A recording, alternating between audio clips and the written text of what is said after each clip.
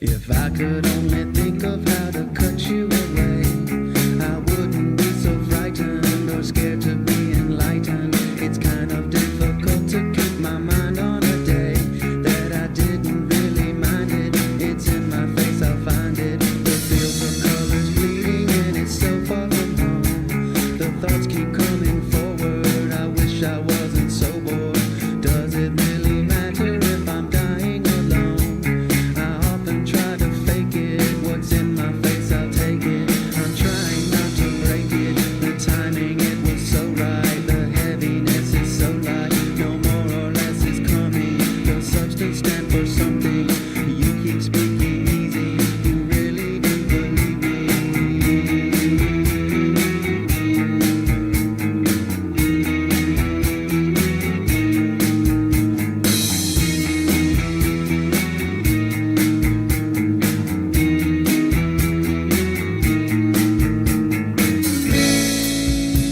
Please tell me where you're going. I hope my fear is showing, 'cause I'll never ever see you again.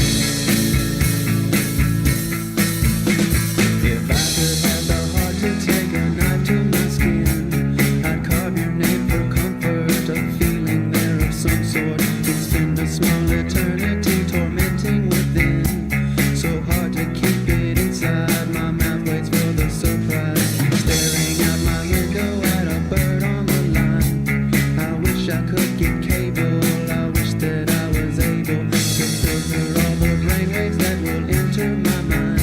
If I didn't have to see it, I just don't think I need it. If I was pierced, I'd bleed it. Faster is the placement to fill your mental basement. Enough room for your demon is the catalyst with semen. I'm sorry if I frighten, but you're someone I confide in.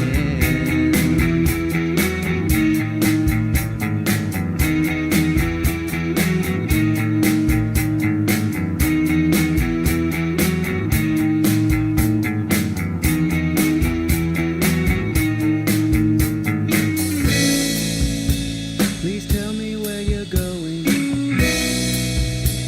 I hope my fear is showing, 'cause I'll never ever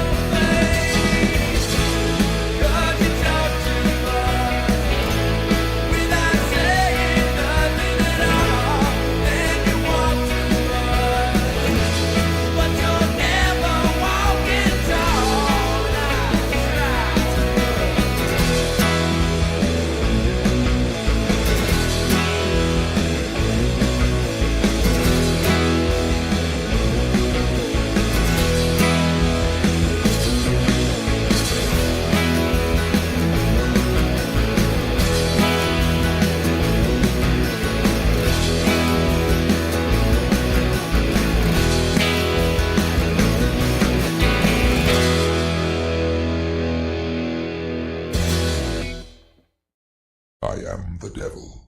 I am the Lord Satan from the netherworld, ruler of the damned and eternal king of hell. Even I, the master of deceit, can only stomach so much bullshit from the mainstream media and indie grifters. That's why I tune in to Morning Extra with Uncle Warren, because he eliminates my competition, and also because I know I'm gonna see that motherfucker soon.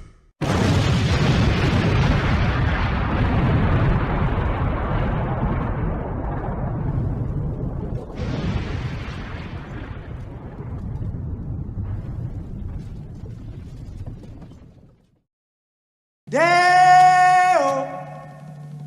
Deo.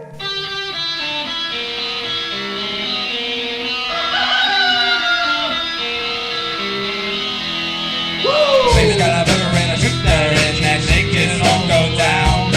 Baby's got a burger and a shooter and that shake it all go down. Corrosion to her thighs, erosion of her pride. Baby's got a shooter. Baby's got corrosion now. Corrosion now. Baby's got it. Good morning and happy Friday to you. It is I, Letterman. I ripped the F from my Letterman sweater and turned luck into fuck.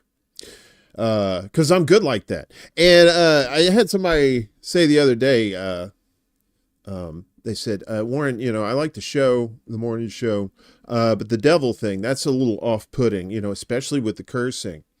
And I said, well, yeah, I know. And they said, well, maybe you should probably get rid of that.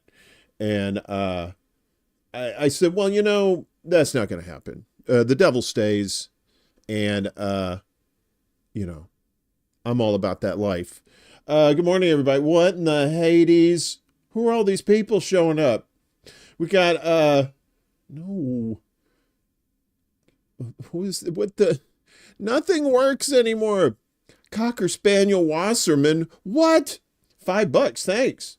You tell that Willie Bragg that Jen Perlman will never defeat me down in Florida 25. I have ramen noodle hair, and it gives me power. Yeah, it does. She has been in power for a while, and I think she's had the same hairstyle. I don't think she can even wash that hair without causing some sort of pollutants in the in the drinking water. Oh shit, that's funny. I needed that jocularity on a Friday. Of course, we got Miguel here. Good to see you, my friend. And John Kemper's here as well. All the peeps are here. Chuck's Intergalactic UFO show. I believe he's taking the night off. No show tonight. But check out his previous shows over there on YouTube and Rumble. Good stuff there. If you want something different in this space, it's definitely different. And it's entertaining, well put together. Good production values. As an old TV guy, I really appreciate good production values. So I do not take those for granted. Does exist here. Good to see you, my friend. Global Solidarity dropping some mad knowledge in the chat there. Million Megaphone March, January 20th, 2025, Washington, D.C. Is that how it's going down? Okay. I'll take that. We got, who else we got in the mix? We got Max RJ here. It's good to see you, my friend. The Carnation Revolution 1974 is in the house. Now, I saw that name and I was like, wait a minute. It can't be Choosy because half the chat would be War and Peace. But look, I kid Choosy. I always say he's writing a novel in the chat. I'm just glad he's there, and I'm glad he's participating. So I appreciate Choosy. I really do. Love him to death. And Carnation Revolution 74. If you're somebody different, then welcome. So good to see you, and hope you get some knowledge. I would say I hope you enjoy this, but a lot of this news you are not going to enjoy. That's for sure. Who else we got in the mix? Around the World, Dee and Friends. She's going to be on tonight, 9 p.m. Eastern on YouTube and Facebook. Dee, if you're on any other channel and you're still listening, just let me know, okay? John says, I want the snow go. We only got a dusting, right? It should be gone, although it is kind of just bleak out there right now. A little bit overcast. That's not going to help that snow melt for sure. We didn't get that much, but it's enough to be a pain in the ass. So here in Chi-Town. Who else is here? Yeah, exactly. That's what, yeah, exactly. If it was Choosy, novel should have already been written into the chat. You know, Choosy's probably like watching and not commenting now. No, fuck those people. They keep making fun of me. Fuck them. Those fucking assholes. Well, Choosy, I mean, you know who you're hanging out with when you hang out with this crew. You know, we're, we ain't exactly churchgoers over here. Kim, my New York buddy. What's up, sweetie? Good to see you. I hope you're doing well. Yeah, so it's Friday the 20th, a week after Friday the 13th. Yes, sometimes I can do math, and it works out. Sometimes not so much, but then I'm not too braggy about it. But, yeah, so we got a lot of stories today for you, including one about a spider monkey in Texas. So if Rick or Game.film, I know those are my Texas peeps, they show up, they'll probably enjoy that. That'll be towards the end of the show, so can't tell you any more because I don't want to spoil the fun. Yeah, so anywho, everybody's on, we got our lurkers on Rockfin and Rumble, and no one's said a peep yet on Facebook. So YouTube, you're the loudmouths. Keep up the good work. And speaking up the good work, keeping up good work, if you've been helping out Chanda Masta in her battle against lung cancer, I know she appreciates it. I do too. And if you want to donate to help her out with those very expensive medical bills, the GoFundMe for her is in the description down below. And if you can't afford to do it, like most of us can't, at least share out the link. That helps out a pretty good bit as well. So thank you for that. All right. Well, ain't nothing to it but to do it. Time to get down to the newsy news. And you know what? Water wet, sky blue, and U.S. had foreknowledge of HTS offensive to topple Assad and prepared other rebel groups to join. I didn't know that. Of course you did. Of course you did. The U.S. had foreknowledge of the offensive led by the al-Qaeda-linked HTS that ousted former Syrian President Bashar al-Assad and helped another rebel group join the fight. That's the Telegraph reported that on Wednesday.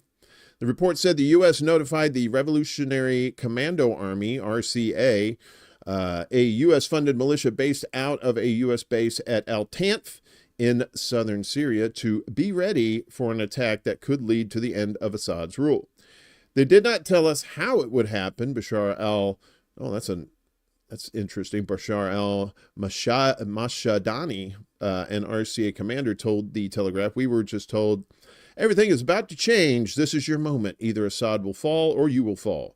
But they did not say when or where. They just told us to be ready. In October, the U.S. brought several other Sunni Muslim militias under the command of the RCA, swelling the force from 800 fighters to about 3,000. All of the fighters are armed by the U.S., and the U.S. pays their salaries of $400 per month. The U.S. also backs the Kurdish-led SDF in eastern Syria, but the RCA is a separate force. When the HTS-led force began its offensive from Syria's northwest Idlib province and advanced south towards Damascus, the RCA headed north. According to the Telegraph, the U.S.-funded group now controls about one-fifth of Syria's territory. Mashadani spoke to the paper from a former Syrian government airbase that was used by Russia outside of the city of Palmyra. Mashadani said RCA and HTS were cooperating during the offensive and that the U.S. coordinated the communication between the two groups from Al-Tanf. The U.S. has celebrated the overthrow of Assad and made clear it's willing to work with HTS, despite the fact that the group is an offshoot of al-Qaeda and designated by the State Department as a foreign terrorist organization. Yeah, sure, you're a terrorist organization, but you're our kind of terrorist organization. You know what I'm saying? You crazy guys in the thing. Yes, exactly, Ed. Foreknowledge means they help. Just like Shake and Bake. It's Shake and Bake, and they helped. The Telegraph report makes clear that the U.S. was aware of the planned HTS offensive. RCA members said the U.S. told them about the opportunity to overthrow Assad in early November, about 3 weeks before the offensive started. Mashadani said the U.S. wanted his group to capture territory to keep it out of the hands of ISIS, which RCA has helped the U.S. fight in the past. The Biden administration is sending a high-level State Department official to Damascus to meet with HTS's leader, Mohammed Abu al-Julani, who has a $10 million U.S. bounty on his head. Maybe that's what they're going. They're going to come over and get the money. Julani founded the al-Qaeda affiliate in Syria known as al-Nusra Front. In 2016, Julani changed the name of Nusra as part of a rebranding campaign to gain support from the West and merged the group with several other Islamist factions to form HTS in 2017. And then they found out, too, that housewives associated more with the HTS rather than al-Nusra when they had panels on it and, that kind of thing. Oh, I don't think that's how that works. Finger Man in the house. What's up, Finger Man? Good to see you, brother man. Hopefully you're cold if it's hot where you're at, and hopefully you're warm where it's cold where you're at. And neither one, well, fuck you for having nice weather. You son of a bitch. Oh, another oopsie sauce from the U.S. about, we didn't know nothing about Syria, man. I don't know nothing about Syria, and I sure don't know how many troops we got in Syria. Oh, yeah, we do.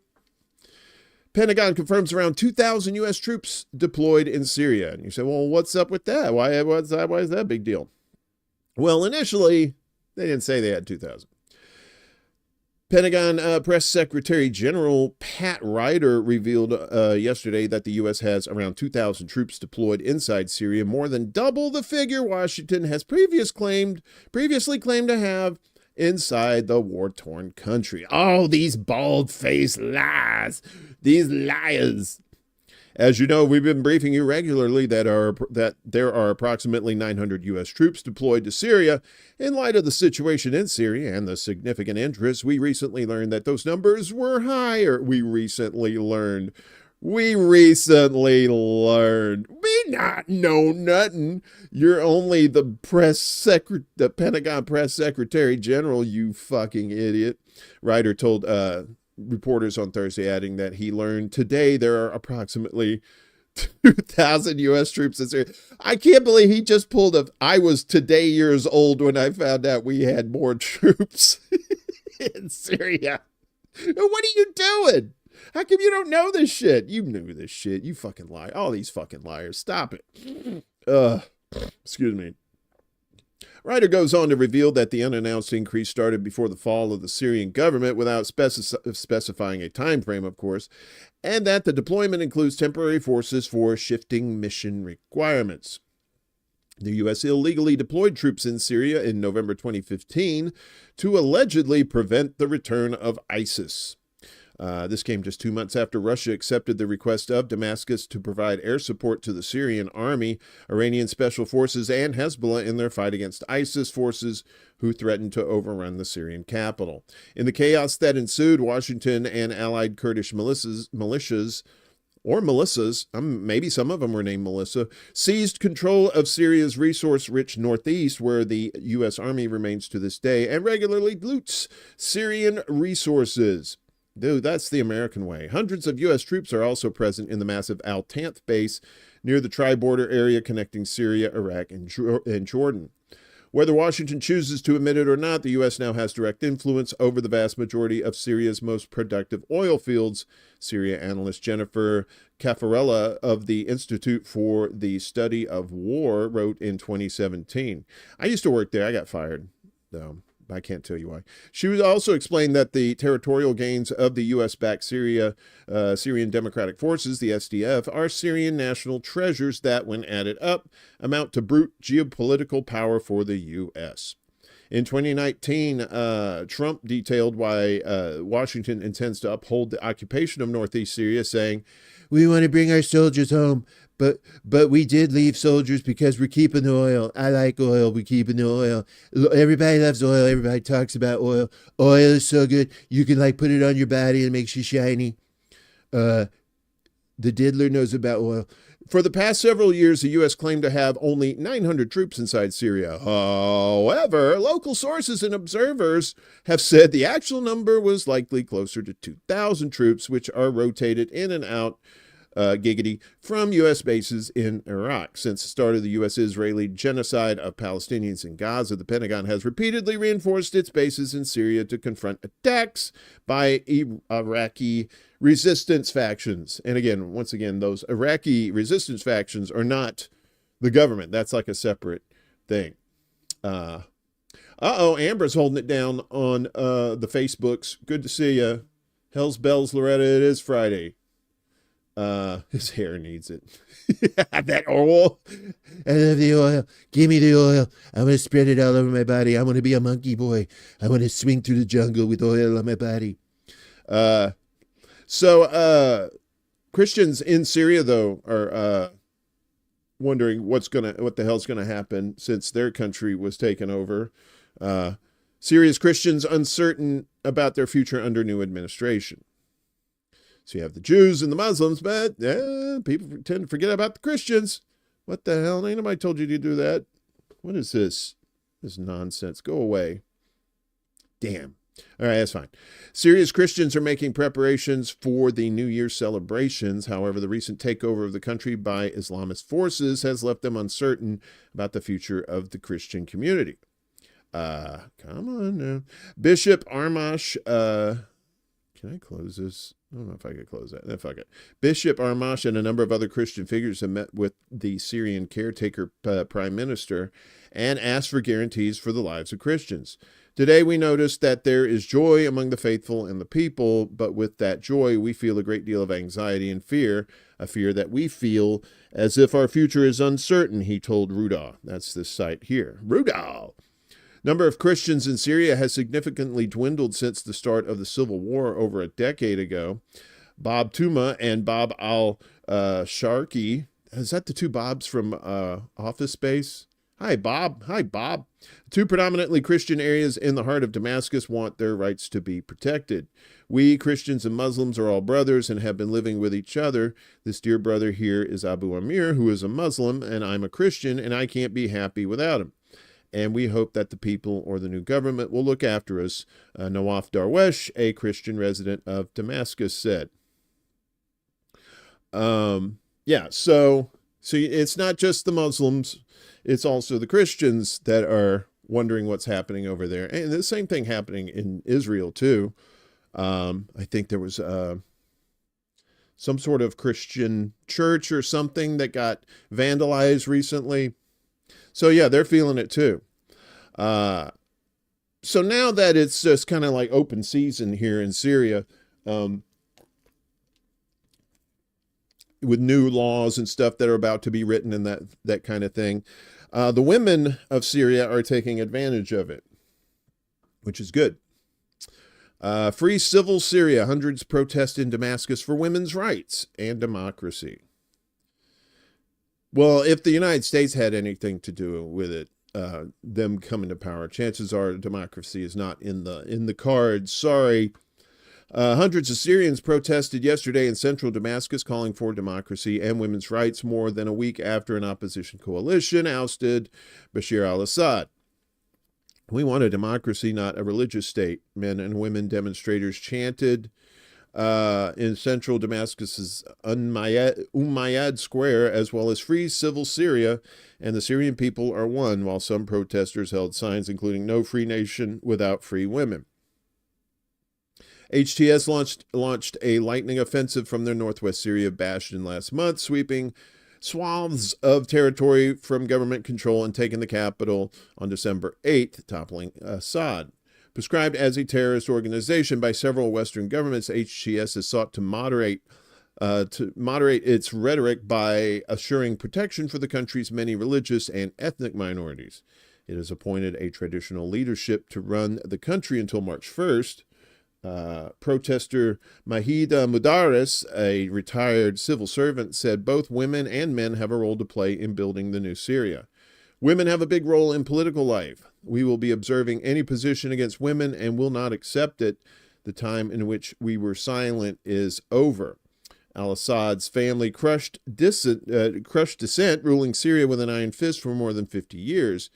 UN Secretary General Antonio Guterres said yesterday that there was a flame of hope in Syria following al-Assad's fall, but warned of significant challenges ahead. The Middle East is being consumed by many fires, but today there is a flame of hope in Syria, and that flame must not be extinguished, he said. And, you know, for the everybody knows the regular-ass people are different from the governments, right? You know, like 60% of the people in this country want like a lot of these socialist programs, but you know, our government will not vote for it. And the same thing. And it's like the women there have an opportunity to get power for themselves in a place where they haven't had power for forever, if at all. Shake and Bacon in the house. He said, how are all the bulletites? The bullets? We're all right. I guess we're okay. Fair to middling, as the old people say. And don't say, well, aren't you old? Shut up. So there was a plan, of course. These are not new revelations to y'all. This is for the newbies in the group who are new to news and don't know what the hell's going on in the world. But revealed how Israel's plan to carve up Syria was thwarted by Assad's downfall. You're like, wait a minute. Shouldn't it be easier for them to carve up Syria with him gone? Well, we'll see. We shall see, little mister. The overthrow of Assad's government thwarted an Israeli plan to divide Syria into 3 blocks in order to sever its ties with Iran and Hezbollah, according to regional security sources briefed about the plot. Israel planned to establish military and strategic ties with the Kurds in the northeast and the Druze in the south, leaving Assad in power in Damascus under Emirati funding and control. I think that's the United Arab Emirates. This would have also served to limit Turkey's influence in Syria to Idlib and the northwest, a stronghold of HTS and Turkish-backed rebel groups, whose lightning offensive earlier this month led to Assad's downfall. The plan was hinted at in a speech by Israeli Foreign Minister Gideon Sa'ar a month ago, in which he said Israel needed to reach out to the Kurds and the Druze in Syria and Lebanon, adding that there were political and security aspects that needed to be considered.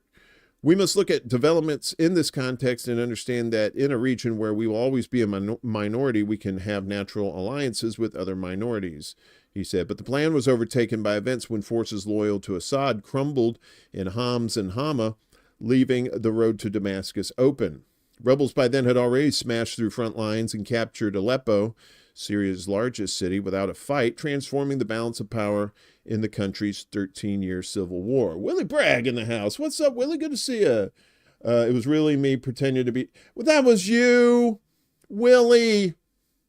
You master of deception. So you were the Debbie Wad, the Cocker Spaniel Wasserman Schultz. Look, Prop's not going to like you stealing his bit of being different people on YouTube, so you need to watch out. That guy's violent with his words. I'm sure he's a nice guy in real life, but he can be violent with his words sometimes. Okay. In the early hours of Sunday, December 8th, Mohammed Ghazi al-Jalali, the Syrian prime minister, appeared on video saying he was willing to hand over power peacefully. Ahmed al-Shara'a, the HTS leader better known by his nom de guerre, Abu Mohammed al-Jalani, not to be confused with Jalali, swiftly replied that he was ready to keep Jalali in power until a transition was organized. But even as HTS was approaching the capital, the Emirati and Jordanian ambassadors in Syria were making desperate attempts to stop HTS from gaining control of Damascus, security sources revealed. Jordan encouraged the Free Syrian Army and allied groups from the south to get to Damascus before HTS. Before Jalani arrived, the two ambassadors arranged for fighters from the Free Syrian Army to pick the Syrian prime minister up from his home and take him to the Four Seasons Hotel, ooh, fancy, where they were to officially hand over the state institutions to the armed groups from the south, security sources told Middle East Eye, speaking on condition of anonymity. Four Seasons, huh? Swanky. Jalali was filmed being escorted to the hotel by soldiers from the Haran region in southern Syria, belonging to the 5th Corps, a military force made up of former rebels who had previously reconciled with the Syrian government. Jalali stalled and phoned Jolani. Jolani told him, "Don't do it," and Jalali heeded that advice. When Israel realized it could not thwart HTS's takeover of the country, it began destroying Syria's military assets, including sinking its fleet in Latakia and occupying territory including Mount Hermon, Syria's highest mountain near the border with Lebanon, and the occupied Golan Heights. Don't forget, they also destroyed like 70 to 80% of their weapons, too. These weapons were safe under Assad. That is how much Israel was invested in keeping him in control. But they became unsafe in the hands of the rebels. Officials in both Jordan and the United Arab Emirates have expressed alarm at the HTS takeover and the prospects of an Islamist-led government in Syria, even if, as had been promised by Sharia, all factions and religions are represented. Since the eruption of the Arab Spring revolutions in 2011, the Emiratis have been at the forefront of anti-democratic counter-revolutionary efforts in Egypt, Libya, Tunisia, and Yemen. Jordan has over 1 million Syrian refugees and shares a long desert border with Syria, which is straddled by tribes who live on both sides of the frontier. In response to events in Damascus, Jordan last weekend convened an Arab Ministerial Contact Committee on Syria in Aqaba. A statement released afterwards talked of the need to oversee the transition process and enhance efforts to combat terrorism, given that it poses a danger to Syria and the security of the region. Details about the final moments of Assad's rule appear to have been partially corroborated by the editor of the Al-Akbar newspaper, Ibrahim al-Amin, who is known to reflect the views of Hezbollah. Amin wrote that Assad had been so convinced that the Emiratis would come to his rescue that he waited until the last hours before leaving Damascus. One of Assad's associates who stayed with him until the last hours before he left Damascus says that the man was still hoping for something big to happen to stop the armed faction's attack. He believed that the Arab and international community would prefer that he remain in power rather than Islamists take over the administration of Syria, Amin wrote. Assad realized the game was up after Turkish Foreign Minister Hakan Fidan persuaded his Russian and Iranian counterparts, Sergei Lavrov and Abbas Araghchi, who were attending a conference in Qatar, not to intervene. As soon as the Russians and Iranians informed Assad that they would not be in the heart of the battle, the man realized that defeat was coming. Hezbollah had come to its own conclusions about the futility of coming to Assad's help when they saw that his own army was not prepared to fight for him. The Israeli government plan for the division of Syria had been taking shape for weeks previously in the knowledge that a ceasefire with Hezbollah in Lebanon, which was agreed at the end of last month, was on the way. UAE President Mohammed bin Zayed stepped up his contacts with the Druze community in Israel. He met Sheikh Mowaffaq Tarif, the spiritual leader of the Druze in Israel, in Abu Dhabi on December 7th. A week earlier, the U.S. and the UAE had held talks on using the prospect of lifting sanctions as a lever to persuade Assad to cut ties with Iran and close the routes that Iranian weapons take through Syria to resupply Hezbollah. The toughest sanctions, known as the Caesar Act, there's a pizza act too. It's called the Little Caesar Act, which were passed by Congress in 2019, are due to expire today unless renewed by U.S. lawmakers. On Friday, U.S. officials arrived in Damascus for their first official talks with representatives from HTS, which is still proscribed in the U.S. and other Western countries as a terrorist group. As we said, Geir Peterson, the UN Special Envoy for Syria, told the Security Council on Tuesday that a smooth end to sanctions was needed to address Syria's immense needs. Israel's plans for Syria had set alarm bells ringing in Ankara in Turkey long before current events unfolded. In October, the Turkish parliament convened a closed session to address Israel's military operations, which the Turkish leadership classed as a national security threat. 2 months before Sarr's speech, President Recep Tayyip Erdogan told Parliament in September that Israel harbored expansionist ambitions that could target parts of Anatolia. Yes, that whole Greater Israel plan. Israel's expansionist agenda, driven by religious fanaticism, does not stop at Gaza. Their next target may well be our homeland, Erdogan said. Fidan, the foreign minister and former intelligence chief, hammered home the message in a question and answer session at the conference in Doha as Assad's government was collapsing.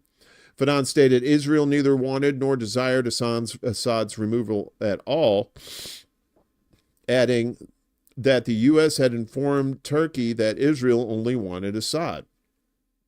Asked whether Assad had ever been an active member of the Iranian Axis of Resistance, Fidan replied, "Over the course of 13 years, when I was head of the intelligence agency, I maintained contact with Iran.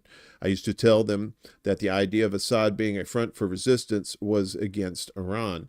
It was, in reality, unrealistic. It was a joke, and Assad was merely serving Israel." Erdogan's call to arms has recently been echoed by his political ally, the leader of the Nationalist Movement Party, the MHP, Devlet Bahçeli. Bahçeli said, if Israel continues its expansionist ambitions with policies of hegemony and aggression, the confrontation between Turkey and Israel will be inevitable. Sha'ara has tried to temper Western fears that Syria under his rule will be a base for attacks against Israel. He told the BBC this week that Syria was not a threat to the world and pleaded for sanctions to be lifted. Now, after all that has happened, sanctions must be lifted because they were targeted at the old regime.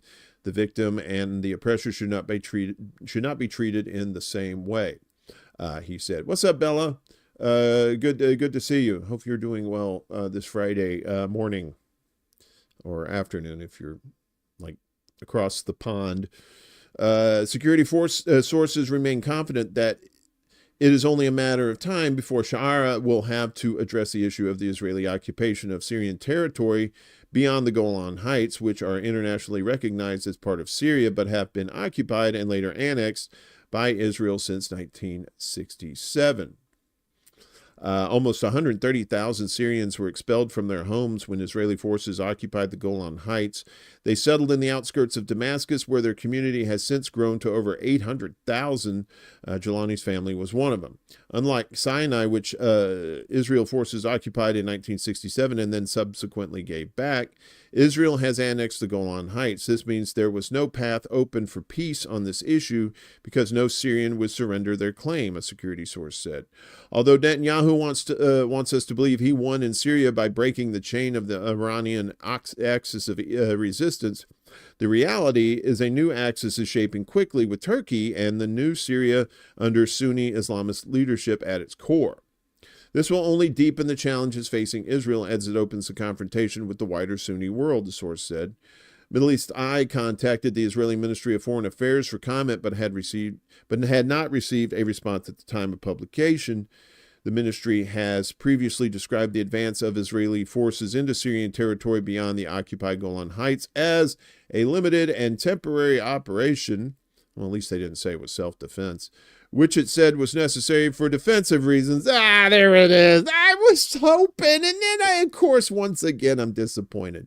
Which it said was necessary for defensive reasons due to threats posed by jihadist groups operating near the border, blah, blah, blah, blah.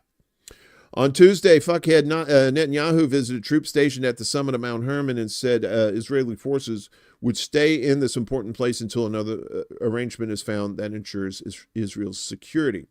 Israel has also criticized Turkey's support for Syrian rebel groups and military operations against Kurds in Syria's northeast. In a statement on Tuesday, the ministry said the last country that can speak about occupation in Syria is Turkey. There is no justification for the continuation of Turkish aggression and violence against Kurds in Syria. Middle East Eye also contacted the Emirati and Jordanian foreign ministers for comment, but had not received a response. In a statement on Monday, the Emirati Minister of Foreign Affairs said the United Arab Emirates is closely monitoring the ongoing developments in the Syrian Arab Republic and reiterates its commitment to the unity and integrity of the Syrian state, as well as ensuring security and stability for the brotherly Syrian people. Jordanian Foreign Minister Ayman Safadi on Monday said this is a historic moment in the brotherly country of Syria, one that requires all of us to stand with the Syrian people to help them embark on a historic achievement in building a future shaped by Syrians themselves, ensuring Syria's security, unity, stability, sovereignty, and the rights of all Syrians. Big mess over there, big mess. And you know Turkey's in the mix. Hey, Peace Stuff, good to see you. Hopefully you're having a good Friday. I'm having a good morning with the little whiskey. I know you're like, he's not drinking whiskey. It's too early for that shit. It's never too early for whiskey. You don't have to be an alcoholic to enjoy it. Stop it. So, like we said, Turkey is in the mix, and apparently they're going to be have a hand in drafting Syria's new constitution, according to the Turkish president there, Erdogan. Erdogan announced on this morning, that Ankara had begun contacts with Syria's new leadership to discuss drafting a new constitution for the country after the fall of Assad's government. Our brothers and sisters in Syria will make their own decisions about their future, the Turkish president said on Friday. They'll make their own decisions, but Turkey's going like, we'll make some decisions too. We will try to help them with what the government structure should be, and we will help the Syrian administration with how to transfer our experience there and how we can revive the state, he added. One of the most important steps in restoring the state is establishing a constitution, and in this regard, we have already begun communicating with representatives of the new Syrian administration. Erdogan confirmed that the head of Turkish intelligence is discussing the issue with authorities in Syria. Turkish-backed extremist groups, including HTS and Ankara's proxy, the Syrian National Army, the SNA, stormed Damascus on December 8th. You know all that stuff.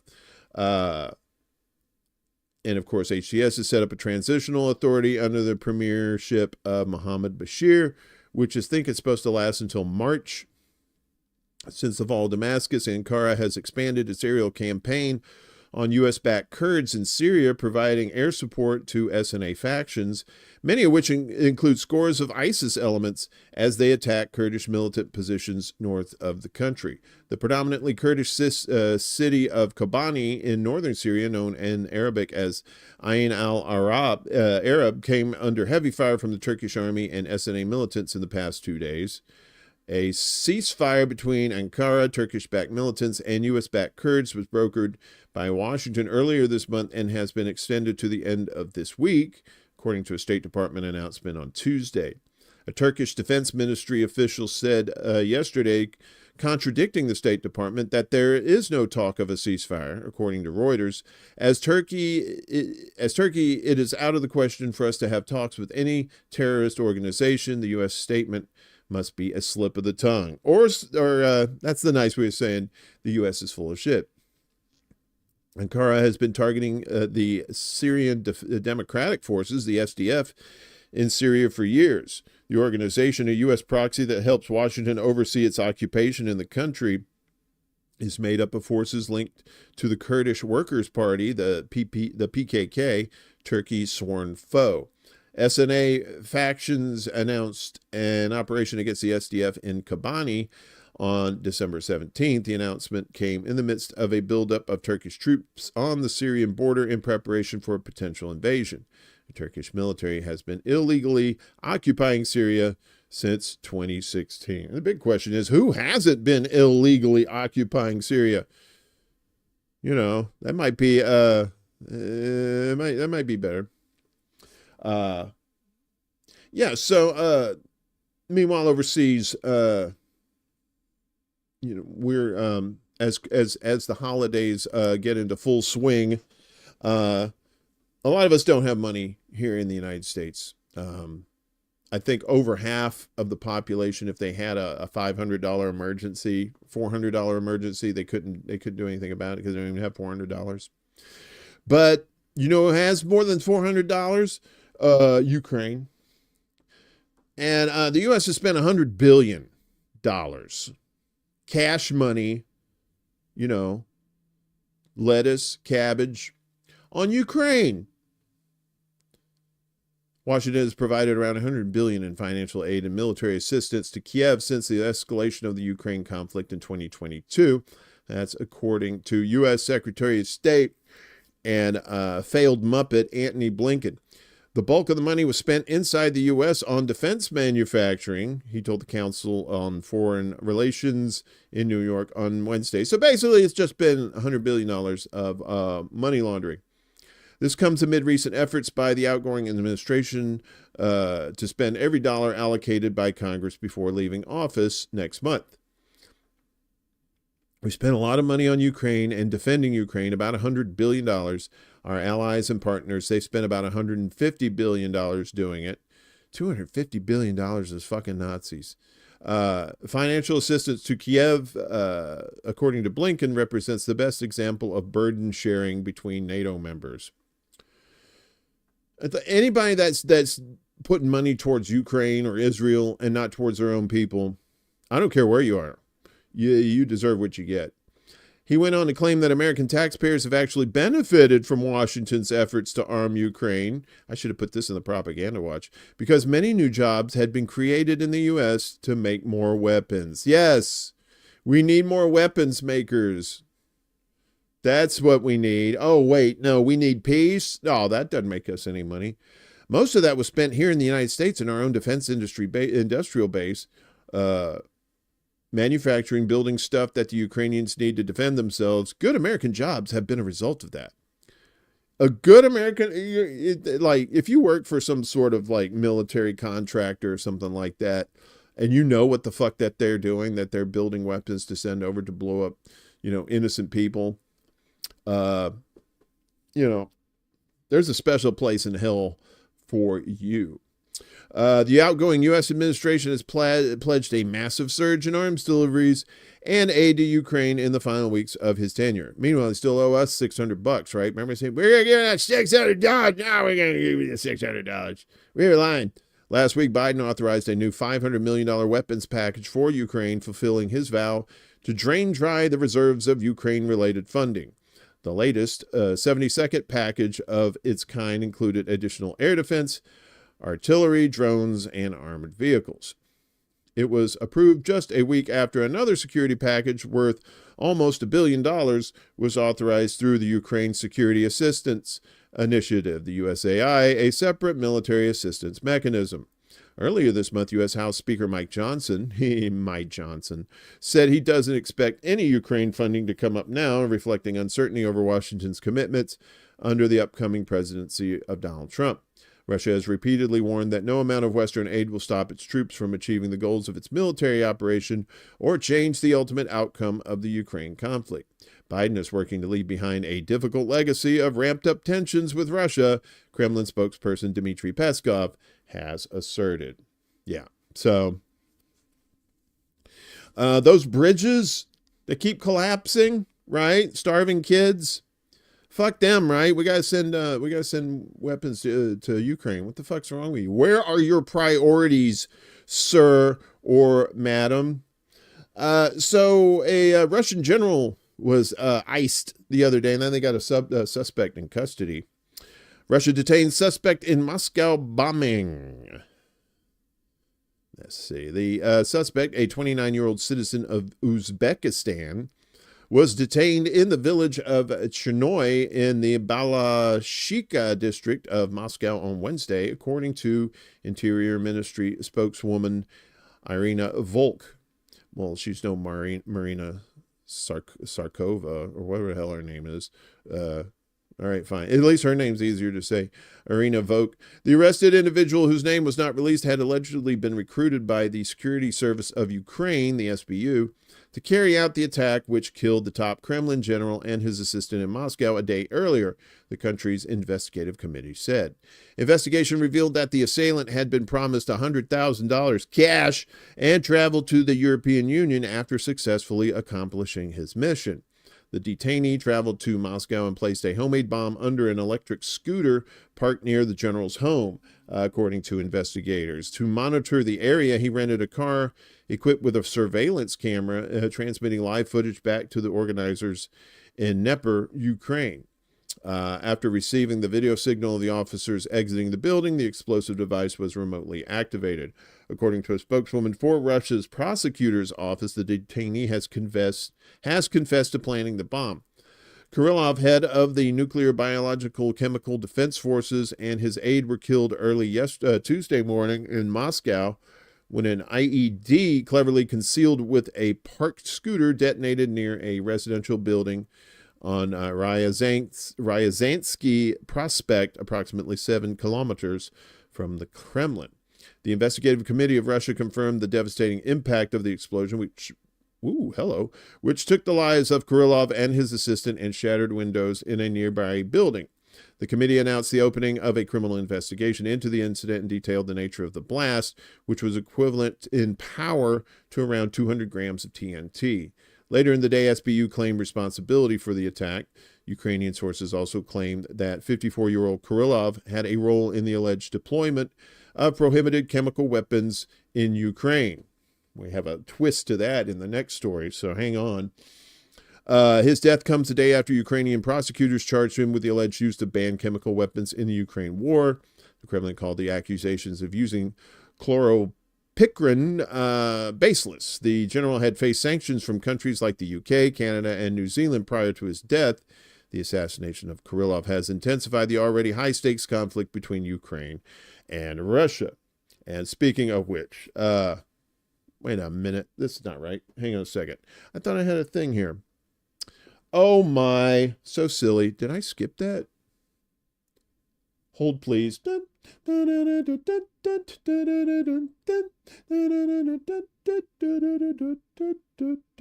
Okay, maybe I didn't have that. Okay, never mind. My bad. I thought I had another story related to that. About the general and how basically I'd read something. I can just paraphrase it basically. I'm not quite sure where I read it, but they were talking about how the general was looking into biolabs in Ukraine, and that's not news. We've heard about the biolabs like towards the beginning of the conflict between Russia and Ukraine, that the neo-Nazis there had biological weapons labs. So that was part of the reason why they invaded, I think, was to take those out. So, but they have Russia has its own worries to think about, like this oil spill in the Black Sea. Putin says it's an ecological disaster.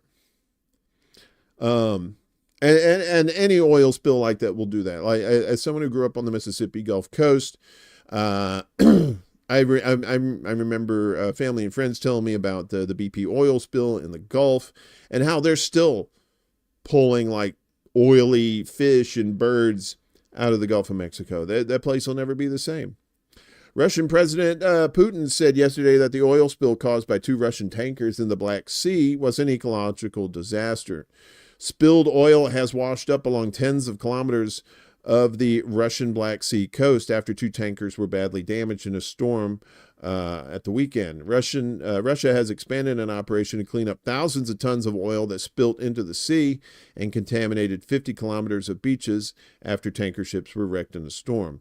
An aging Russian oil tanker broke up and sank, and another ran aground Sunday in a strait linking the Azov and Black Seas between Moscow-annexed Crimea and southern Russia's Krasnodar region, known for its beach resorts. Russia's emergencies ministry said Wednesday it was working on cleaning up about 30 miles of beaches from the resort of Anapa north to the port of Temryek, patrolling a total of 70 kilometers of beaches. The two tankers were carrying around 9,000 tons of oil, and satellite monitoring suggests around 3,000 were spilt. That's according to TASS. Satellite images showed that that oil is still leaking out of the sunk tanker. Citing Crimea marine researcher Sergei Stanichny, with strong winds pushing the oil towards southern Russia's beaches. Pardon me. A lot of Russian words. The beach resort of Anapa, with a population of around 90,000 people, on Tuesday declared a state of emergency. The number of volunteers and emergency workers has increased to 2,700. The Emergency Situations Ministry said Wednesday. Let me close this real quick. They were shoveling up black oil from beaches and removing it in plastic sacks and digger trucks. It said they had collected about 80 tons of oil and cleaned up more than 8 kilometers of beach. Among those taking part were around 400 Cossacks, a people living in the steppes of Russia and Ukraine, Anapa's mayor's office said. Volunteers in the city were working to remove oil from birds at a rescue point. Foreign Ministry spokeswoman and delicious dessert, Maria Zakharova, appealed for volunteers on her Telegram channel, saying Anapa is battling the oil spill and trying to save beaches, those famous beaches with golden sand that hundreds of thousands of tourists flock to each year. Yeah, and it's going to take a while, if they even ever get it cleaned up there. Ridiculous. Meanwhile, here's that story. So we were talking about the biolabs, right? I just had it later down. I thought I didn't have this in here. This is some interesting stuff. So Indonesia is concerned about biolabs investigated by the murdered Russian general. This guy. So the assassination of Russian Lieutenant General Igor Kirillov, the head of the country's radiological, chemical, and biological defense forces, has drawn renewed attention to his investigations into covert U.S. biological research programs, including alleged activities in Indonesia, according to local media reports. Kirillov, who was killed along with his aide in Moscow on Tuesday, had frequently accused the U.S. of conducting secretive biological research under the guise of humanitarian aid and military cooperation. Yeah, it sounds like the U.S. The Ukrainian Security Service, SBU, which previously labeled him an absolutely legitimate target for assassination, has reportedly claimed responsibility for the attack. So during his tenure, Kirillov repeatedly highlighted alleged U.S. biolabs operating globally, focusing on Ukraine, but also pointing to facilities in Southeast Asia, including the U.S. Navy's now closed Namru 2 laboratory in Jakarta. In his report in 2022, he claimed the lab conducted unauthorized biological research until its closure in 2010, after Indonesia's Ministry of Health designated it a threat to national sovereignty. Kirillov's revelations prompted Indonesian media to revisit claims about Namru 2 and similar alleged activities. In April 2022, DTIC, a prominent outlet, published an investigative report suggesting that U.S. military personnel continued conducting secret biological research even after the lab's closure. According to DTIC, in 2016, or DETIC, American naval surgeons aboard the USNS Mercy Hospital ship performed surgeries on 23 Indonesian patients without the health ministry's approval. U.S. military personnel were also accused of illegally exporting blood samples and transporting rabid dogs from Padang, a rabies epidemic region. Yikes! Remind me not to vacation in Padang without permission. Local health officials reported that American teams had sought samples of the dengue fever virus from local mosquitoes, allegedly bypassing Indonesian regulations. Come on now. Former Indonesian Health Minister Siti Fadila Supari, who led efforts to shut down Namru 2, previously described the lab's decades-long operations as ineffective and potentially harmful. In a 2022 interview with RT, Indonesian Bureau Chief Denise Balatsky, she noted that despite its stated focus on malaria and tuberculosis research, Namru 2's contributions had been insignificant. Well, insignificant for stuff like TB research and malaria. Sapari's resistance reportedly caused friction with Washington. Leaked U.S. Diplomatic cables published by WikiLeaks in 2010 revealed multiple high-level meetings where U.S. officials discussed strategies to manage Sapari and pressure her into allowing the lab to continue operations. Yes. So that one of the theories is that's why he was killed, because he was getting too close to the truth. But others have discovered that as well. So they're gonna have to kill a lot of people. Dang favor. That's right. It's dang, not dang. It's dang. You have to say it like you're French. It is dang, not dang. So meanwhile, in Eastern Africa, in Mozambique, there's still the death toll is climbing from Cyclone Cheeto. It's increased to 73. That's according to the National Institute of Risk and Disaster Management.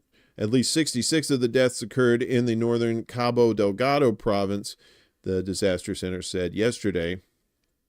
4 were killed in Nampula province and 3 in Niassa, further inland, it said, adding that 1 person was missing. More than 540 people were reported injured by the cyclone, which brought winds of approximately 260 kilometers per hour, 161 miles per hour. That's like a cat. That's a Cat 5. And heavy rainfall of about 10 inches in 24 hours, the center said. Cheeto made landfall in Mozambique on Sunday after tearing through the Indian Ocean island of Mayotte, where there are fears that hundreds of people may have been killed. More than 39,100 homes were destroyed and more than 13,400 others partially destroyed, it said. More than 329,500 people were affected by the storm, Mozambique's disaster center noted. Yeah. Tragic news in Africa, too. It's supposed to be the holidays, a time of cheer and goodwill and all that bullshit. Well, what else is there? There's death. Deadly crush at Christmas fun fair in Nigeria leaves 35 children dead. 35 children died and 6 others were hospitalized in a crush at a Christmas fun fair in Ibadan, Nigeria, after a massive crowd gathered for promised cash handouts and food. That's the thing. That's how humans are now. It's like if we're desperate for money and food, end up killing people. Over 5,000 children attended the event, which turned deadly when organizers arrived. The police have arrested 8 people, including the main organizer, Naomi Silikunola. President Bola Tinubu expressed condolences to the victims' families and called for an investigation. Authorities urged parents to check hospitals where medics reported several fatalities. Nigeria's worsening economic crisis had led to similar deadly crowd surges this year, with incidents in Nasarawa, Bauchi, and Lagos claiming multiple lives. So they were gathered. They had it for food and money, and there was a stampede. That is humanity in a nutshell right there, and that is why I am very, very, very afraid of the future. I'm glad I'm an old man, and I may not see that. But chances are I'm the Highlander, and I'll live forever, and I will see it. So hopefully we can stop it before it gets too bad. So Pakistan has been making the U.S. a little bit nervous these days. Pakistan developing missiles that eventually could hit U.S. That's from a top U.S. official. You're like, but they're our buddies. I thought they're our allies. What do we got to worry about? Senior White House official yesterday said nuclear-armed Pakistan is developing long-range ballistic missile capabilities that eventually could allow it to strike targets outside of South Asia, including the United States. In his stunning revelation about the one-time close U.S. partner, Deputy National Security Advisor John Feiner said Islamabad's conduct raised real questions about the aims of its ballistic missile program. Candidly, it's hard for us to see Pakistan's actions as anything other than an emerging threat to the United States, Feiner told the Carnegie Endowment for International Peace audience. So I guess Pakistan's like, yep, we got to go invade Pakistan, send some democracy over there. Pakistan has developed increasingly sophisticated missile technology, from long-range ballistic missile systems to equipment that would enable the testing of significantly larger rocket motors, he said. If those trends continue, Pakistan will have the capability to strike targets well beyond South Asia, including the U.S. His speech came a day after Washington announced a new round of sanctions related to Pakistan's ballistic missile development program, including on the state-run defense agency that oversees the program. Yeah. So with all this uncertainty in the Middle East, you got to wonder, well, okay, well, where does this leave Yemen, right? As Syria falls to HTS. What is Yemen doing? Well, Yemen is still Yemening. Yemen being Yemen. I want to say yummy when I say Yemen. I don't know why. Yemen strikes Tel Aviv as Sana'a, Hodeidah come under Israeli fire. The Yemeni armed forces carried out a ballistic missile attack on Tel Aviv early yesterday, coinciding with violent Israeli airstrikes on Yemen, Sana'a's forces announced in a statement. The missile force of the YAF carried out a qualitative military operation targeting two qualitative and sensitive military targets of the Israeli enemy in the occupied Jaffa region with two hypersonic ballistic missiles of the Palestine II type, Yemeni Army spokesman Brigadier General Yahya Sari stated. Hey, Ghost Star, what's up? Hanging out over there on the Rumbles. Bloomberg quoting Ukrainian officials, we are heading towards a bitter settlement in which we may give up vast areas to Moscow in exchange for security guarantees. Trump deal, Syria sacrifice. That's via Vanessa Beeley. Okay, very good. Thank you for that. The missile attacks were launched in conjunction with the Israeli aggression on civilian facilities in the capital, Sana'a, and the Hodeidah governorate, including power stations, referring to the launches as a natural and legitimate response. The YAF statement also affirmed that the Israeli aggression will not deter Yemen and the Yemenis from performing the religious and moral duty in responding to its massacres in the Gaza Strip, as well as responding to this brutal aggression by continuing support and striking all hostile targets with appropriate weapons. Israel's military announced yesterday morning that one missile was fired from Yemen and was intercepted by air defenses. A school in Ramat Efal, a suburb southeast of Tel Aviv, was damaged due to missile fragments and shrapnel, the Army added. It said no injuries were reported. Video footage and images showed the damage to the school and nearby homes. Tel Aviv announced later yesterday its airstrikes on Yemen's capital and the western Hodeidah province. Following the approval of attack plans by Defense Minister Israel Katz, Air Force fighter jets under the direction of the intelligence and Navy branches recently attacked military targets of the Houthi terrorist regime in western coastal strip and deep inside Yemen, the Israeli army said. The targets that were attacked are used by the Houthi forces for their military operations, it claimed. Video footage showed large explosions as a result of the Israeli attacks on Sana'a and Hodeidah. A power station in Hodeidah was reportedly among the targets.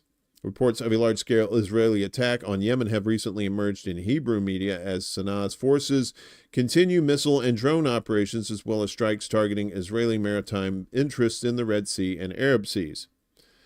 Yemeni operations have been ongoing all year, and Sana'a has vowed not to stop until the war in Gaza comes to an end. A massive and deadly Israeli attack hit Yemen in July in response to a Yemeni drone attack that killed 1 and injured 10 in Tel Aviv. An article on Israel's Walla News website addressed the challenges faced by the Israeli army in intercepting heavy and fast ballistic missiles like those launched by the YAF. It reports that despite successful interceptions, significant damage can still occur due to falling debris or incomplete neutralization of the warhead. Even though Israel uses advanced defense systems, limitations still persist, it added. Yeah. So Yemen's like, yeah, we're still going. You keep fucking with Gaza. We're still going to do it. And guess what? They're still fucking with Gaza. Spoiler alert. 51 Palestinians killed in Gaza. MSF accuses Israel of ethnic cleansing. And so does everybody else. Israeli air raids on the Gaza Strip since dawn yesterday have killed at least 51 Palestinians, 42 of whom were in northern Gaza, Al Jazeera reported, citing medical sources. At least 20 Palestinians were killed, including women and children. That's all it always is. It's always women and children. And dozens more were injured when Israeli warplanes bombed 2 shelters in the Al-Tufa neighborhood of Gaza City, initially killing 15 before the death toll rose, according to Al Jazeera. The shelters were located in the Dar al-Arqam and Sha'aban al-Raya schools, which housed displaced civilians. Eyewitnesses reported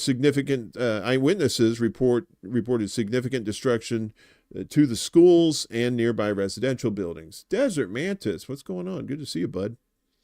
Ambulance crews and rescue teams are still recovering bodies and transporting the injured to the Ali Baptist Hospital in central Gaza.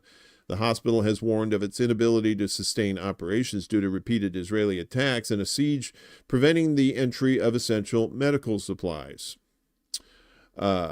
Israeli airstrikes also reportedly hit residential areas, mosques, and family homes in the Al-Tufa neighborhood. But they're all Hamas. Come on, that's all Hamas. It's all Hamas. What are you talking about?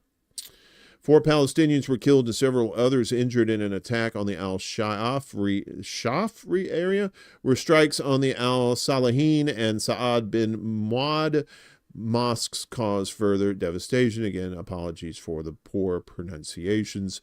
Israeli forces have also begun bulldozing Palestinian homes in Al-Taba and Al-Fakura, leaving widespread destruction in their wake. Doctors Without Borders condemned on Thursday what it describes as clear signs of ethnic cleansing in Gaza, calling on Israel's allies to prevent further genocide and end their unconditional support.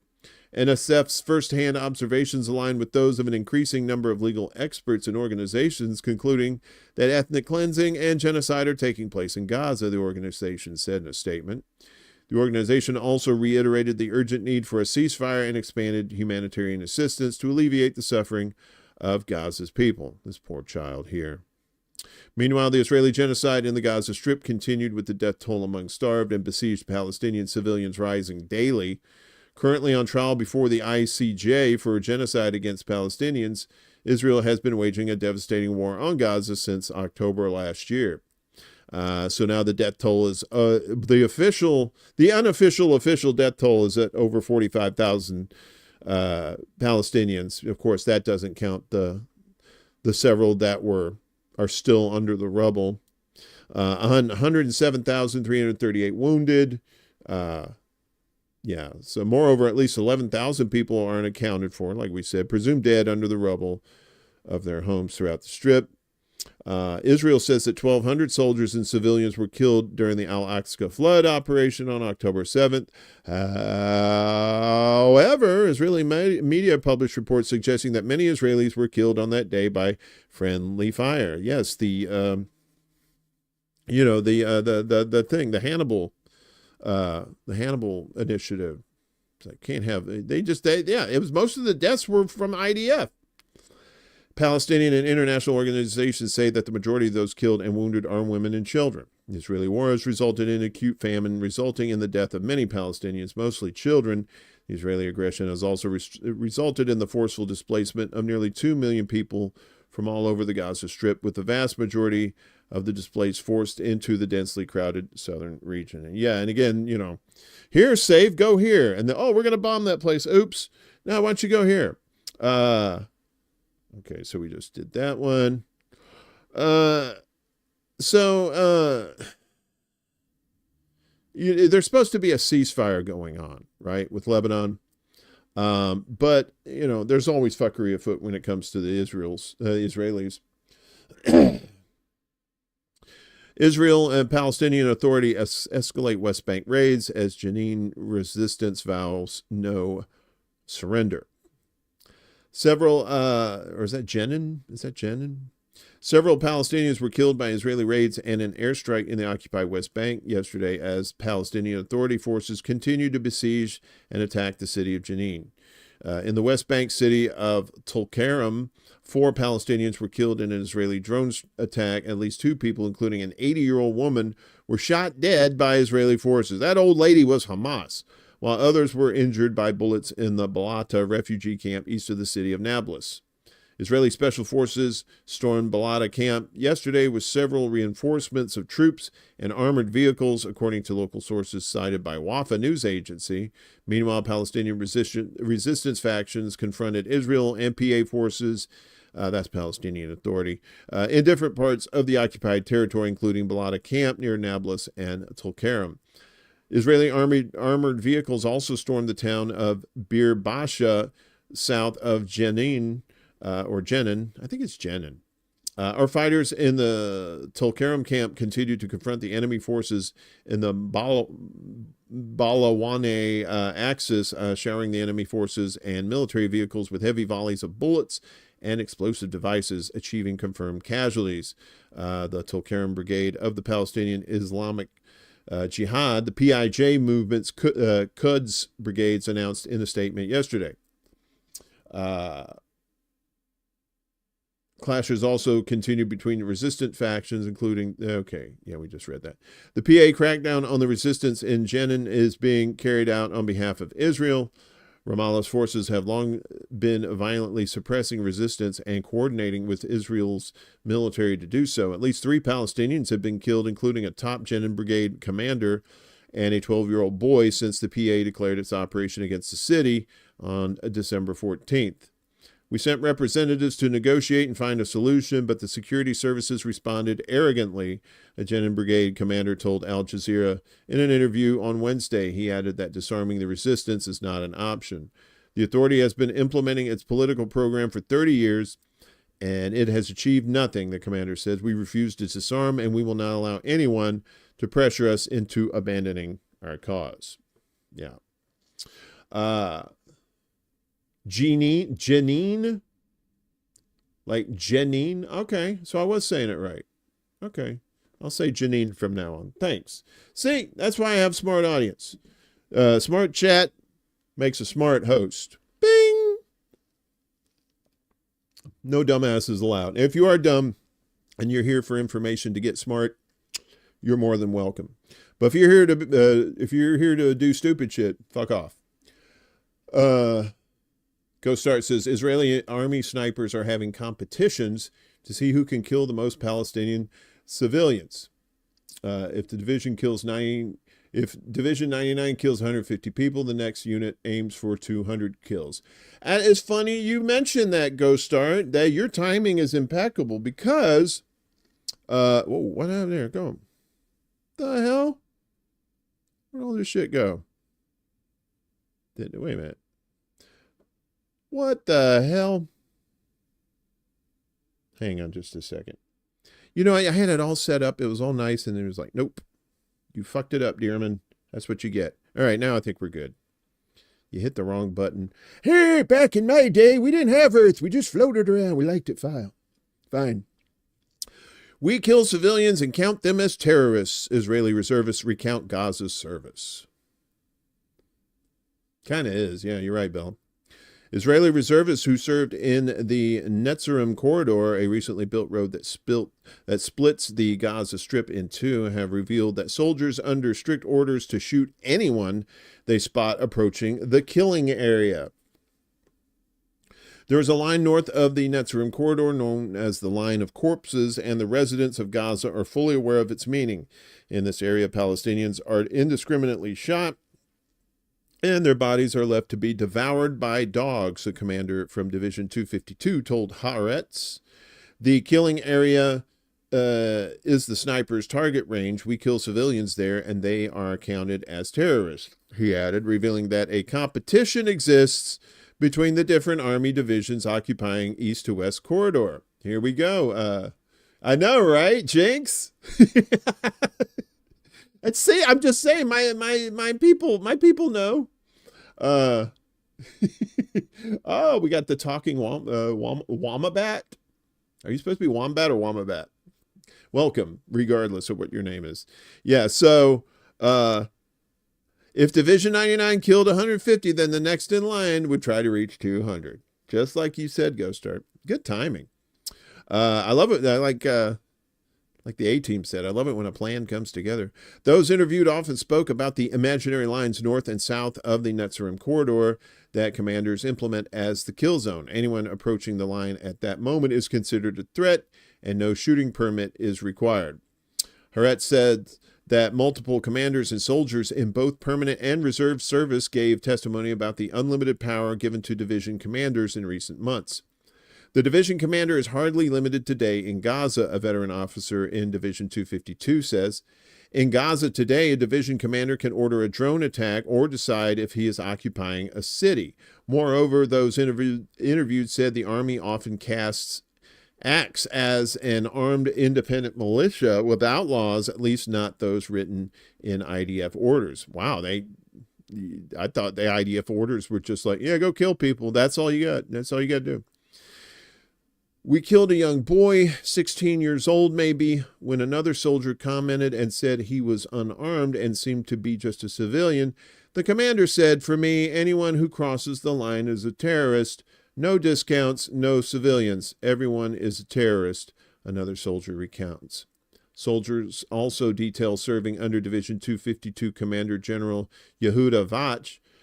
Every man came to check the forces and gather intelligence on us. Every woman is a spy, or it's a man who is disguised as a woman. Vach decided to raise his head and determined that anyone who comes with a bicycle to the area can be killed. He decided that people on bikes were terrorists. So Pee Wee Herman would be a terrorist. The soldiers are reportedly under orders from Army Command to photograph the bodies and gather details of those killed for military intelligence to verify whether the victims were terrorists. So after the fact, they've tried to find out if they're terrorists. Unfucking believable. Well, believable, but unfucking believable at the same time. The procedure says to photograph the body and gather details and send it to intelligence to verify that it is a terrorist. That, not, you know. I guess they call the photo it, or they're probably calling the person it. In practice, out of 200 killed for testing, only 10 were verified as recognized Hamas activists. But who did it bother with publishing that we killed hundreds of terrorists? The reservists revealed. Any Palestinian who survives is reportedly taken to a cage where he is left naked until army investigators arrive to determine whether the person is a terrorist, often interrogating them at gunpoint. Kind of sounds like America a little bit, right? You know, guilty before proven innocent. In June, dozens of Israeli reservists signed a protest letter saying they would not obey a government-issued call to Gaza, citing the atrocities being committed there.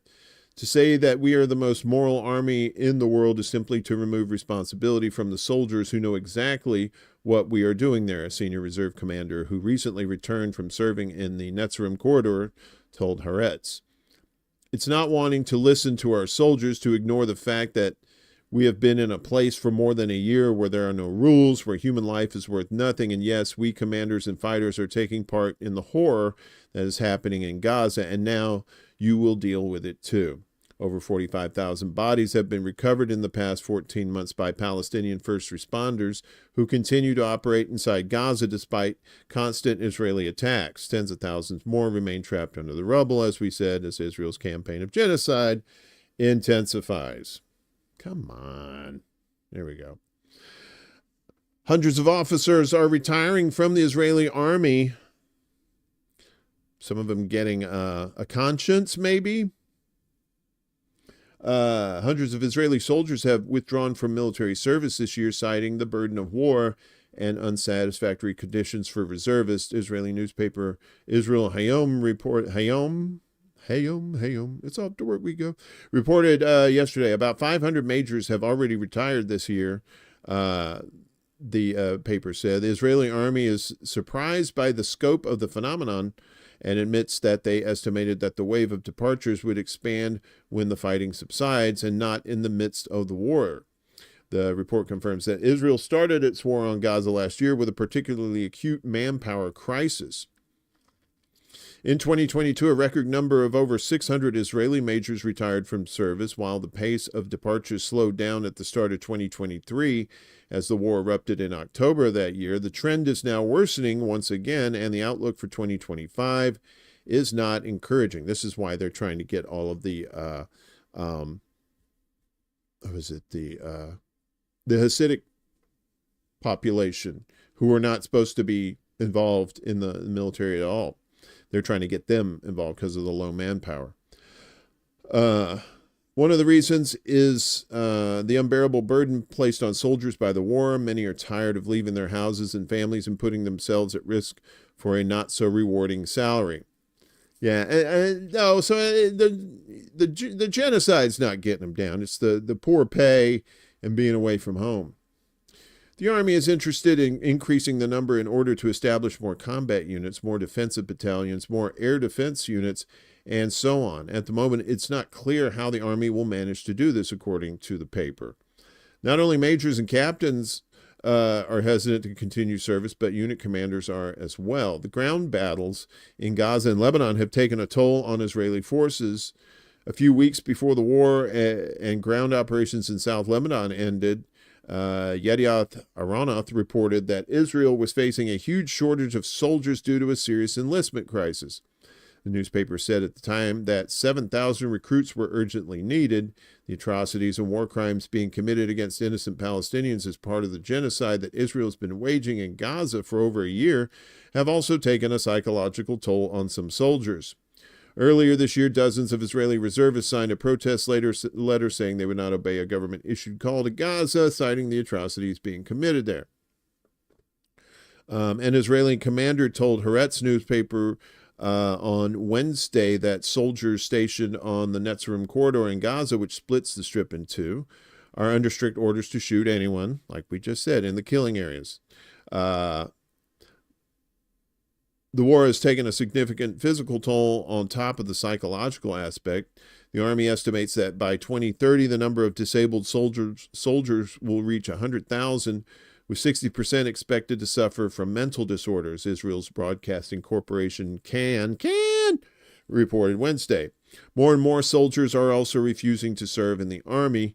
Many are depressed, worn out, psychologically damaged, and unmotivated, according to a report by Ha-Mekom magazine published on October 20th. And you're starting to see that here in the United States too, with our troops, as suicides among veterans remain unchanged despite a federal focus.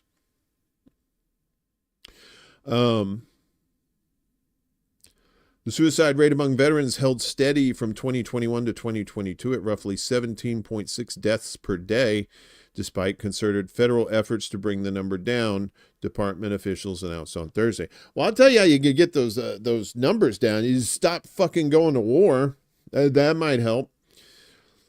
The 2022 figures are the latest available from federal census data and suggest limited progress on the issue of suicide prevention by Veterans Affairs leaders in recent years.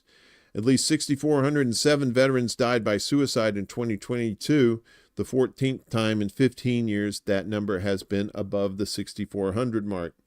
But VA officials offered the latest results as a positive, given that the number of suicides in America rose by nearly 4% from the previous year. That suggests that outreach efforts are helping to keep veteran deaths in check, they said. The patterns of suicide among veterans differ across demographic subgroups, and over time, the recent decrease in suicide rates among younger veterans is encouraging. Dr. Matthew Miller, executive director of VA's Office of Suicide Prevention, told reporters yesterday. Yet the increase among older age groups highlights the need for targeted interventions. Yeah, because the young ones don't know. It's the OGs, they know, and it's fucking their heads up. Veterans remain almost twice as likely to die by suicide than their civilian peers, and the overall rate rose 2% from 2020 to 2022. More than 84,000 veterans have died as a result of suicide since 2010. That's a higher total than all of the combat deaths U.S. troops suffered in the wars in Vietnam, Iraq, and Afghanistan combined. Every veteran suicide is a tragedy, VA Secretary Dennis McDonough said in a statement accompanying the report. There's nothing more important to VA than ending veteran suicide, and that means providing veterans with the care they need, wherever they need it, whenever they need it. Like the homeless veterans underneath bridges who are, probably going through the same shit. We will learn from this report to better serve veterans and save lives. Yeah, we'll see. VA researchers highlighted several positive trends in the latest census data. For example, suicide rates for female veterans decreased by almost 24% from 2021 to 2022, even while the rate for non-veteran women rose by 5%. The rate for veteran and civilian males was roughly the same. Veterans under the age of 35 and individuals who recently transitioned out of military service also saw decreases in suicide rates. Veterans with a history of homelessness saw a 19% reduction in their rate of suicide, indicating that outreach to that group is also producing results. Or they just stopped keeping track of these homeless veterans. It's just like saying, oh, well, the unemployment rate is down because not as many people are looking for work now. It's like, well, no, there was a lot of people who just stopped looking for work. That's what skewed those numbers. Because they gave up hope. Yeah, they're depressed. They're running out of baby. The Israelis, yeah. Only about 40% of the suicides were among veterans currently enrolled in VA health care. Within that group, the highest rates of suicides were among veterans who had the lowest amount of direct interaction with VA medical staff. Department officials have in the past emphasized the importance of bringing veterans into the system because of the positive benefits in suicide prevention. But the 2022 numbers show that at least 17 veterans a day have been lost to preventable self-inflicted deaths for more than a decade, despite promises from public officials to find solutions to the problem. That's the problem. They're all promises, all talk, no action. Lack of progress on the issue has frustrated many advocates and lawmakers, including several who have called for a complete overhaul of how the department approaches its suicide prevention efforts. There's not a government program with weaker data supporting its funding than this, said Justin Brown, CEO of the Nimitz Group. For 2 decades, VA has used the same playbook with continued failed outcomes. The result has been tens of thousands of lives lost, billions spent, and no accountability. And again, we've talked about this before, talking about veterans. A lot of time, and my buddy Seth Michael Pinder, the musical genius, he's also a veteran. He also said, and he brought up a good point, that a lot of these veterans don't understand that they can get benefits, and particularly mental health benefits. So that's why I'm a big advocate for helping veterans and helping get them the help that they need. Whether they fought for empire or not, it doesn't matter. I would say the great majority, probably the 99.9% of veterans thought they were fighting for their country, right? And a lot of them do. Or they just don't want to admit that they weren't, that they were actually fighting for empire instead. So,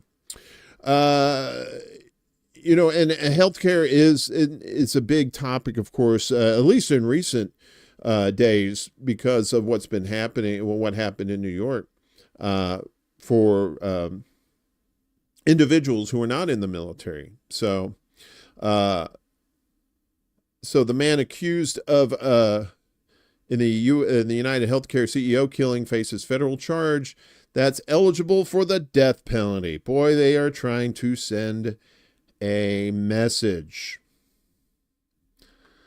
for killing a CEO. The death penalty, terrorism too. Remember, we reported that on Wednesday. The man accused of killing United Healthcare's CEO was whisked back to New York by plane and helicopter Thursday. If you see that video where it's just they look like they're toting the Joker around, to face new federal charges of stalking and murder, which could bring the death penalty if he's convicted. Now, in New York doesn't have the death penalty. The state doesn't. This would be a federal death penalty.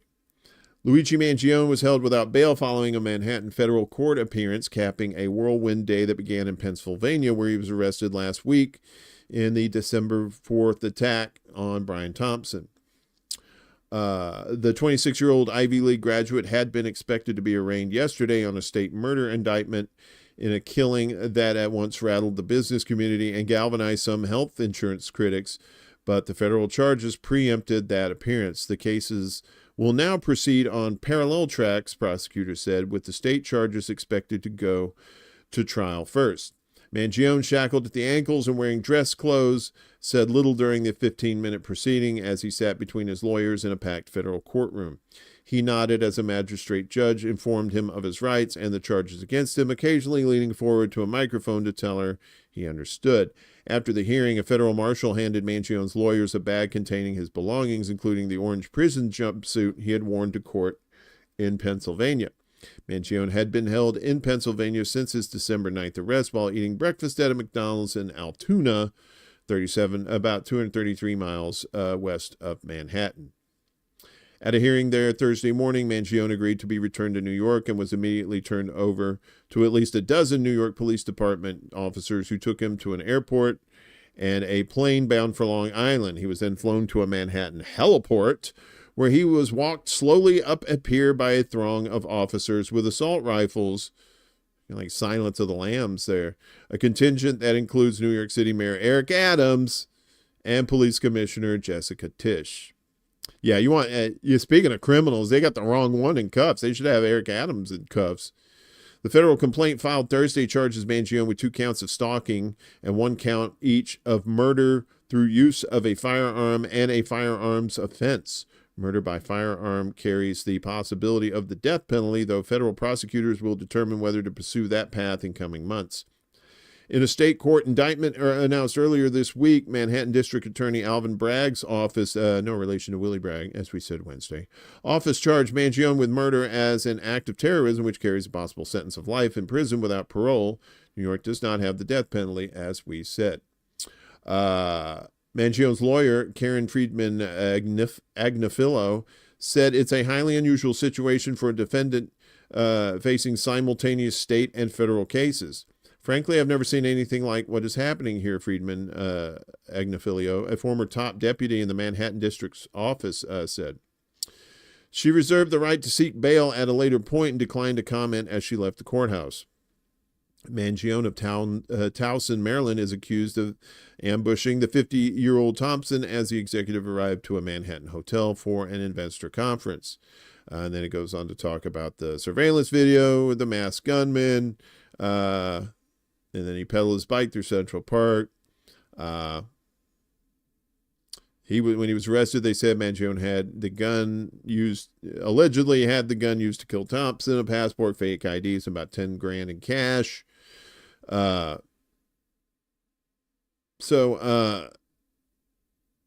According to the federal complaint, Mangione also had a spiral notebook that included several handwritten pages expressing hostility toward the health insurance industry and wealthy executives. They were calling it a manifesto. United Healthcare is the largest health insurer in the U.S. through the insurer, said Mangione was never a client. And Mangione initially fought attempts to return him to New York. In addition to waiving extradition Thursday, he waived a preliminary hearing on forgery and firearms charges in Pennsylvania. The killing unleashed an outpouring of stories about resentment towards U.S. health insurance companies while also shaking corporate America after some social media users called the shooting payback.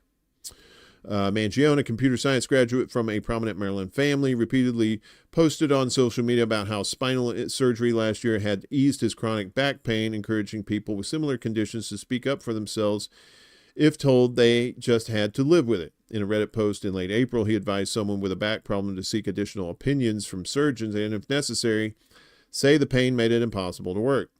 We live in a capitalist society, Mangione wrote. I've found that the medical industry responds to these key words far more urgently than you describing unbearable pain and how it's impacting your quality of life. He's exactly right. Yeah, it's all about the wording when it comes to these fucking, insurance companies. He apparently cut himself off from family and close friends in recent months. His family reported him missing in San Francisco in November. And then it goes on to talk about Thompson. I don't really give a fuck about that guy. So that's going on in New York right now. So it's going to be one of those things. They're going to set a trial date and all that stuff. So it's probably not going to be till probably early mid next year that we start hearing something about that. What we are hearing about now, though, is the crazy drones flying over New Jersey. Well, now the FAA said, yeah, we're going to put a halt to that. FAA temporarily bans drones in parts of New Jersey. New York adds flight restrictions. The FAA issued a ban on drone operations in dozens of areas of New Jersey and New York until mid-January, unless operators are granted special permission from the government due to special security reasons. Now, just a little side note here: in New York, you can't fly drones at all. You never could.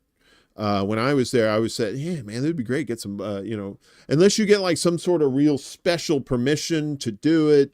And even then, but that's ever since 9/11. They couldn't fly those things. Uncrewed aerial drones have been lighting up the sky at night in New Jersey and nearby states for weeks since about mid-November, leading to concern from residents and speculation online. Some had demanded answers from local and state officials for answers. At the request of federal security partners, the FAA published 22 temporary flight restrictions prohibiting drone flights over critical New Jersey infrastructure, the FAA said in a statement Thursday. Everyone except for Camden, New Jersey, because they really need the criminals there need the target practice. The temporary flight restrictions in New Jersey, which are set to last until January 17th, have been implemented beginning yesterday or Wednesday in the following locations. And there's a bunch of places in New Jersey where you can't do it: Hamilton, Bridgewater, Cedar Grove, North Brunswick, Metuchen, Evesham, Camden. Camden. They're going to let Camden? Aw, why are they going to have target practice? Gloucester City, Westhampton, South Brunswick, Edison, Branchburg, Sawarren, Jersey City, Harrison, Elizabeth, Bayonne. Oh, Bayonne. I've been to Bayonne. They have a Walmart there and a Sonic drive-thru. Winslow, Burlington, Clifton, Hancock, Skiggity Bridge, and Kearney. Department of Homeland Security spokesman said the flight restrictions were issued out of an abundance of caution. We continue to assess there is no public safety threat relating to the reported drone sightings, spokesman said in a statement yesterday. In coordination with the FAA and our critical infrastructure partners who requested temporary flight restrictions over their facilities out of an abundance of caution, the FAA has issued temporary flight restrictions over some critical infrastructure facilities in New Jersey. Following New Jersey's lead on Thursday night, New York Governor Kathy Hochul, I'm crazy, the crazy drunk wine mom, announced federal partners and the FAA will also grant temporary flight restrictions over some of the state's critical infrastructure sites. When I say New York and they don't allow drones, I'm talking about New York City, not the state. I think in the state you can. Similarly, Hochul said the action is purely precautionary and that there are no threats to these sites. Temporary flight restrictions in New York, which are set to last until January 18th, have been implemented in dozens of locations, including near LaGuardia Airport, Long Island, Brooklyn, Queens, Bronx, Garden City, Far Rockaway, and I'm assuming that meant Bay Ridge. The restrictions say no uncrewed aircraft systems can operate within a nautical mile of the airspace specified in each notice to airmen, including from the ground up to 400 feet. Recreational drones are allowed to operate up to 400 feet under FAA rules. The previously issued temporary flight restrictions for Bedminster and Piccadilly Arsenal, New Jersey, remain in place. The government may use deadly force against the drones if they pose an imminent security threat. Like I said, target practice. So watch out, Chuck. Stay away from New Jersey and New York. Pilots who fail to abide by those restrictions could be intercepted, detained, and interviewed by the law enforcement security personnel, the FAA said. It could also take administrative action, including imposing civil penalties and suspending or revoking the operator's certificates, as well as pursuing criminal charges.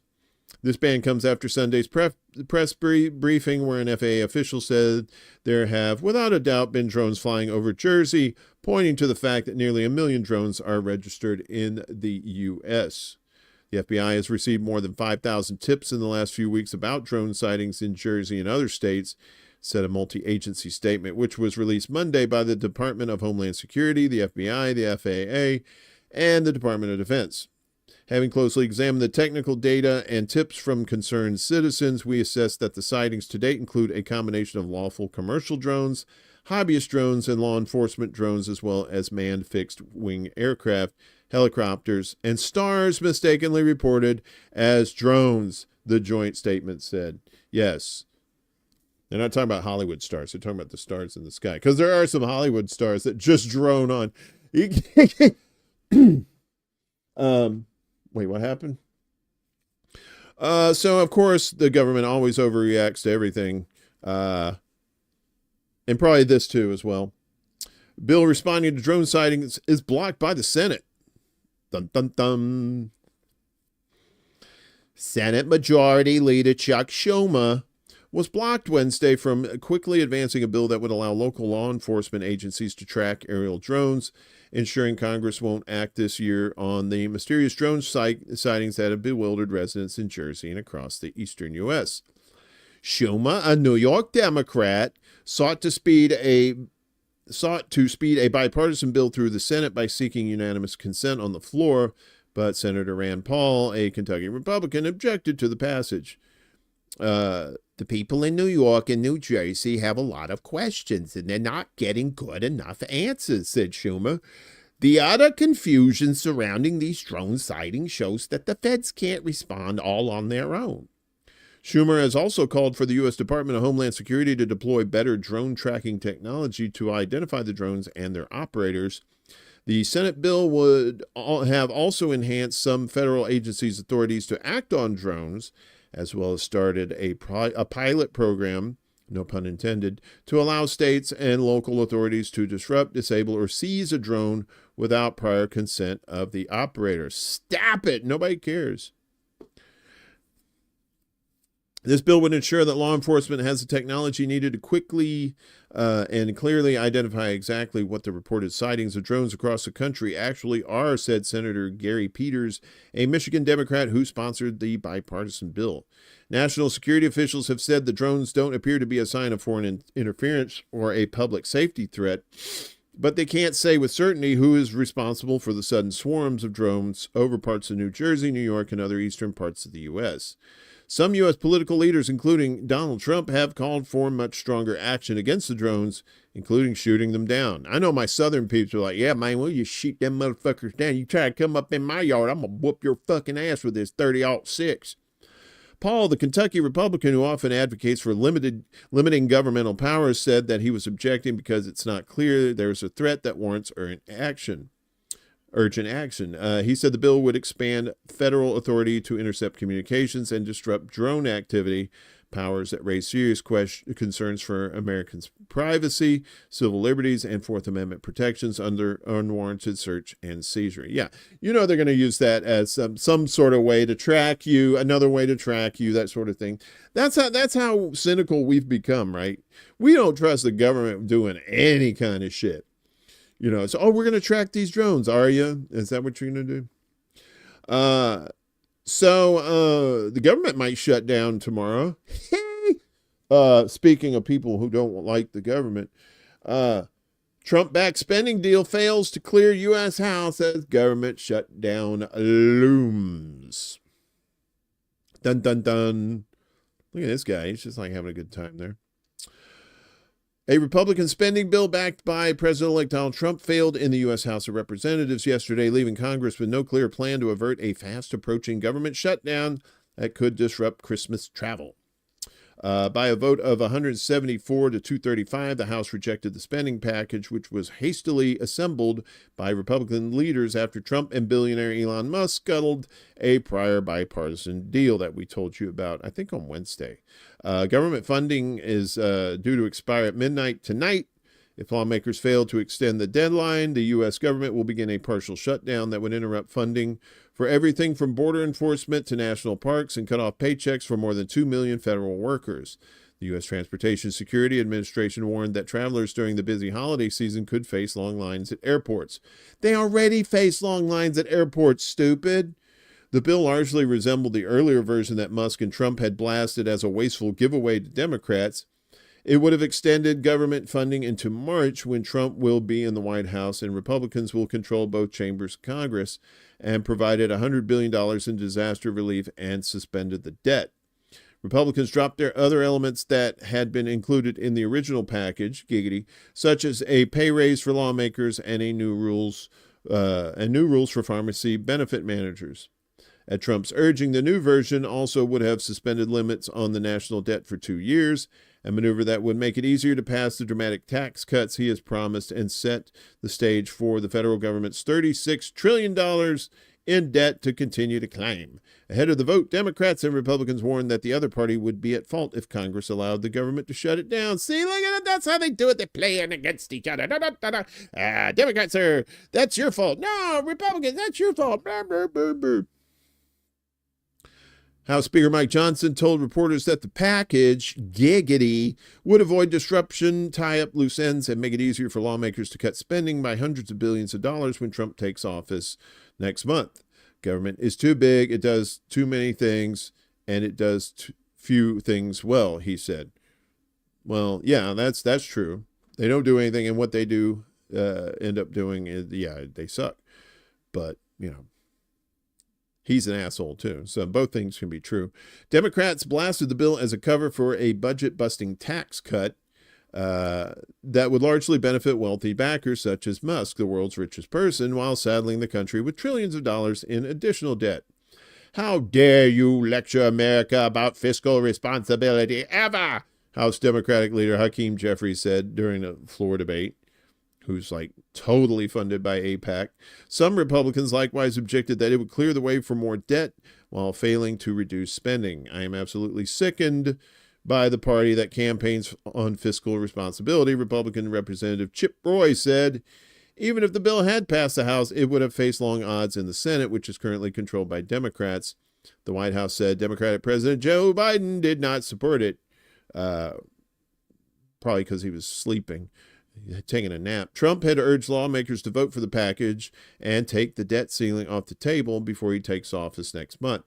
Previous fights over the debt ceiling have spooked financial markets as a U.S. government default would send credit shocks around the world. The limit has been suspended under an agreement that technically expires January 1st, though lawmakers likely will not have to tackle the issue before the spring. When he returns to office, Trump aims to enact tax cuts that could reduce revenues by $8 trillion over 10 years, which would drive the debt higher without offsetting spending cuts. He has vowed not to reduce retirement and health benefits for seniors that make up a vast chunk of the budget and his electorate, and are projected to grow dramatically in the years to come. The last government shutdown took place in December 2018 and January 2019 during Trump's first White House term. The unrest also threatened to topple Johnson, a mild-mannered Louisianan who was thrust unexpectedly into the Speaker's office last year after the party's right flank voted out then Speaker Kevin McCarthy over a government funding bill. Johnson has repeatedly had to turn to Democrats for help in passing legislation because, they're also Republicans, when he has been unable to deliver the votes from his own party. He tried the same maneuver on Thursday, but this time, no dice precious. Several Republicans said they would not vote for Johnson as Speaker when Congress returns in January, potentially setting up another tumultuous leadership battle in the weeks before Trump takes office. And then there was some rumors, some dumb shit that they're trying to get Elon Musk to be the House Speaker. And I'm like, come on, really? What's this go start? PSA, the national debt is simply untaxed currency still in circulation. Yeah, I've heard that you want a deficit. Sorry, getting get my pillow comfy. Because that means more of those funds are going to the public, right? I could be wrong about that. I'm more of a shut it down kind of guy. You know what I mean? Because I think our system is so corrupt. We can't do anything electorally to fix it. We got to get out in the streets and we got to make sure we shut down capitalism. But that's just little old me. Couple here from Common Dreams talking about our Teamsters here. The Teamsters Union launches largest strike against Amazon in U.S. history. The Teamsters launched what the union described as the largest strike against Amazon in U.S. history on Thursday morning to protest the e-commerce behemoth's unlawful refusal to bargain with organized drivers and warehouse workers across the country. Workers in New York City, Atlanta, San Francisco, and other locations are expected to participate in Thursday's strike, with more facilities prepared to join if Amazon's management doesn't agree to negotiate contracts with unionized employees. The union said Wednesday that Teamsters locals are also putting up primary picket lines at hundreds of Amazon fulfillment centers nationwide. I think the NYPD broke the picket line in, I want to say it was Staten Island. Amazon warehouse workers and drivers without collective bargaining agreements have the legal right to honor these picket lines by withholding their labor, the Teamsters said. Sean O'Brien, the union's president, said in a statement late Wednesday that if your package, giggity, is delayed during the holidays, you can blame Amazon's insatiable greed. The Teamsters had given Amazon until December 15th to agree to the contract talks. We gave Amazon a clear deadline to come to the table and do right by our members. They ignored it. These greedy executives had every chance to show decency and respect for the people who make their obscene profits possible. Instead, they pushed workers to the limit, and now they're paying the price. This strike is on them. The Teamsters Union represents roughly 10,000 workers at 10 facilities across the U.S., at least 7 of which are taking part in Thursday's walkout. Leah Pensler, a warehouse worker at Amazon's DCK 6 facility in San Francisco, said that what we're doing is historic. We're fighting against a vicious union-busting campaign. We are going to win, she added. Ali Muhammad, who works for an Amazon delivery service partner, told Common Dreams on the picket line at the DBK4 facility in Queens that drivers usually work 10-hour shifts, sometimes more, to handle the large number of packages they receive daily. Muhammad said he drives Uber on the side to make ends meet. It's kind of like Walmart employees getting food stamps because they're not getting paid enough. I'm hoping they can sit down and, strike up a conversation at least and make a deal, Muhammad said, adding that Amazon should look out for their workers a lot more instead of just thinking of their own pockets. Well, good luck with that. You find a cure for greed, let me know. I think my cure for greed would be giant asteroid hits Earth.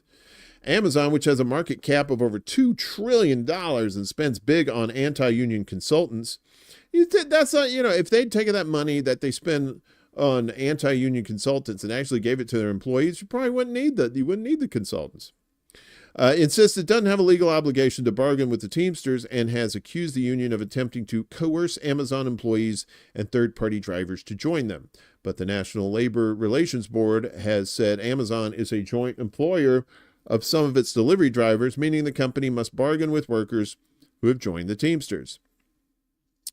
Amazon is one of the biggest, richest corporations in the world, said Gabriel Irizarry, a driver at DIL7 in Skokie, Illinois. Hey, that's not too far.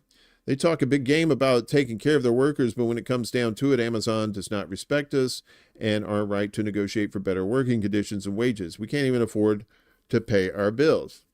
Yuli Lima, a driver for a different Amazon delivery service partner, told Common Dreams that her pay is not sufficient, and she simply wants Amazon to sit down with the union and negotiate. Why don't they want to negotiate with us? Lima asked. Well, I guess that's a rhetorical question. She knows. It's because they're greedy motherfuckers. The strike comes months after the Amazon labor union, which successfully organized warehouse workers in Staten Island in 2022, voted to formally affiliate with the Teamsters in an effort to finally secure a contract. The JFK 8 fulfillment center in Staten Island is among the facilities that have voted to authorize strikes. I've seen the Teamsters win big battles, says Dia Ortiz, a worker at DBK4 in New York. We're ready to do what it takes to win this one. Rich Polakowski, a United Parcel Service driver who joined Amazon workers on the picket line in Queens yesterday morning, said we're all standing together. They're not looking to get rich, Polakowski said of striking Amazon workers.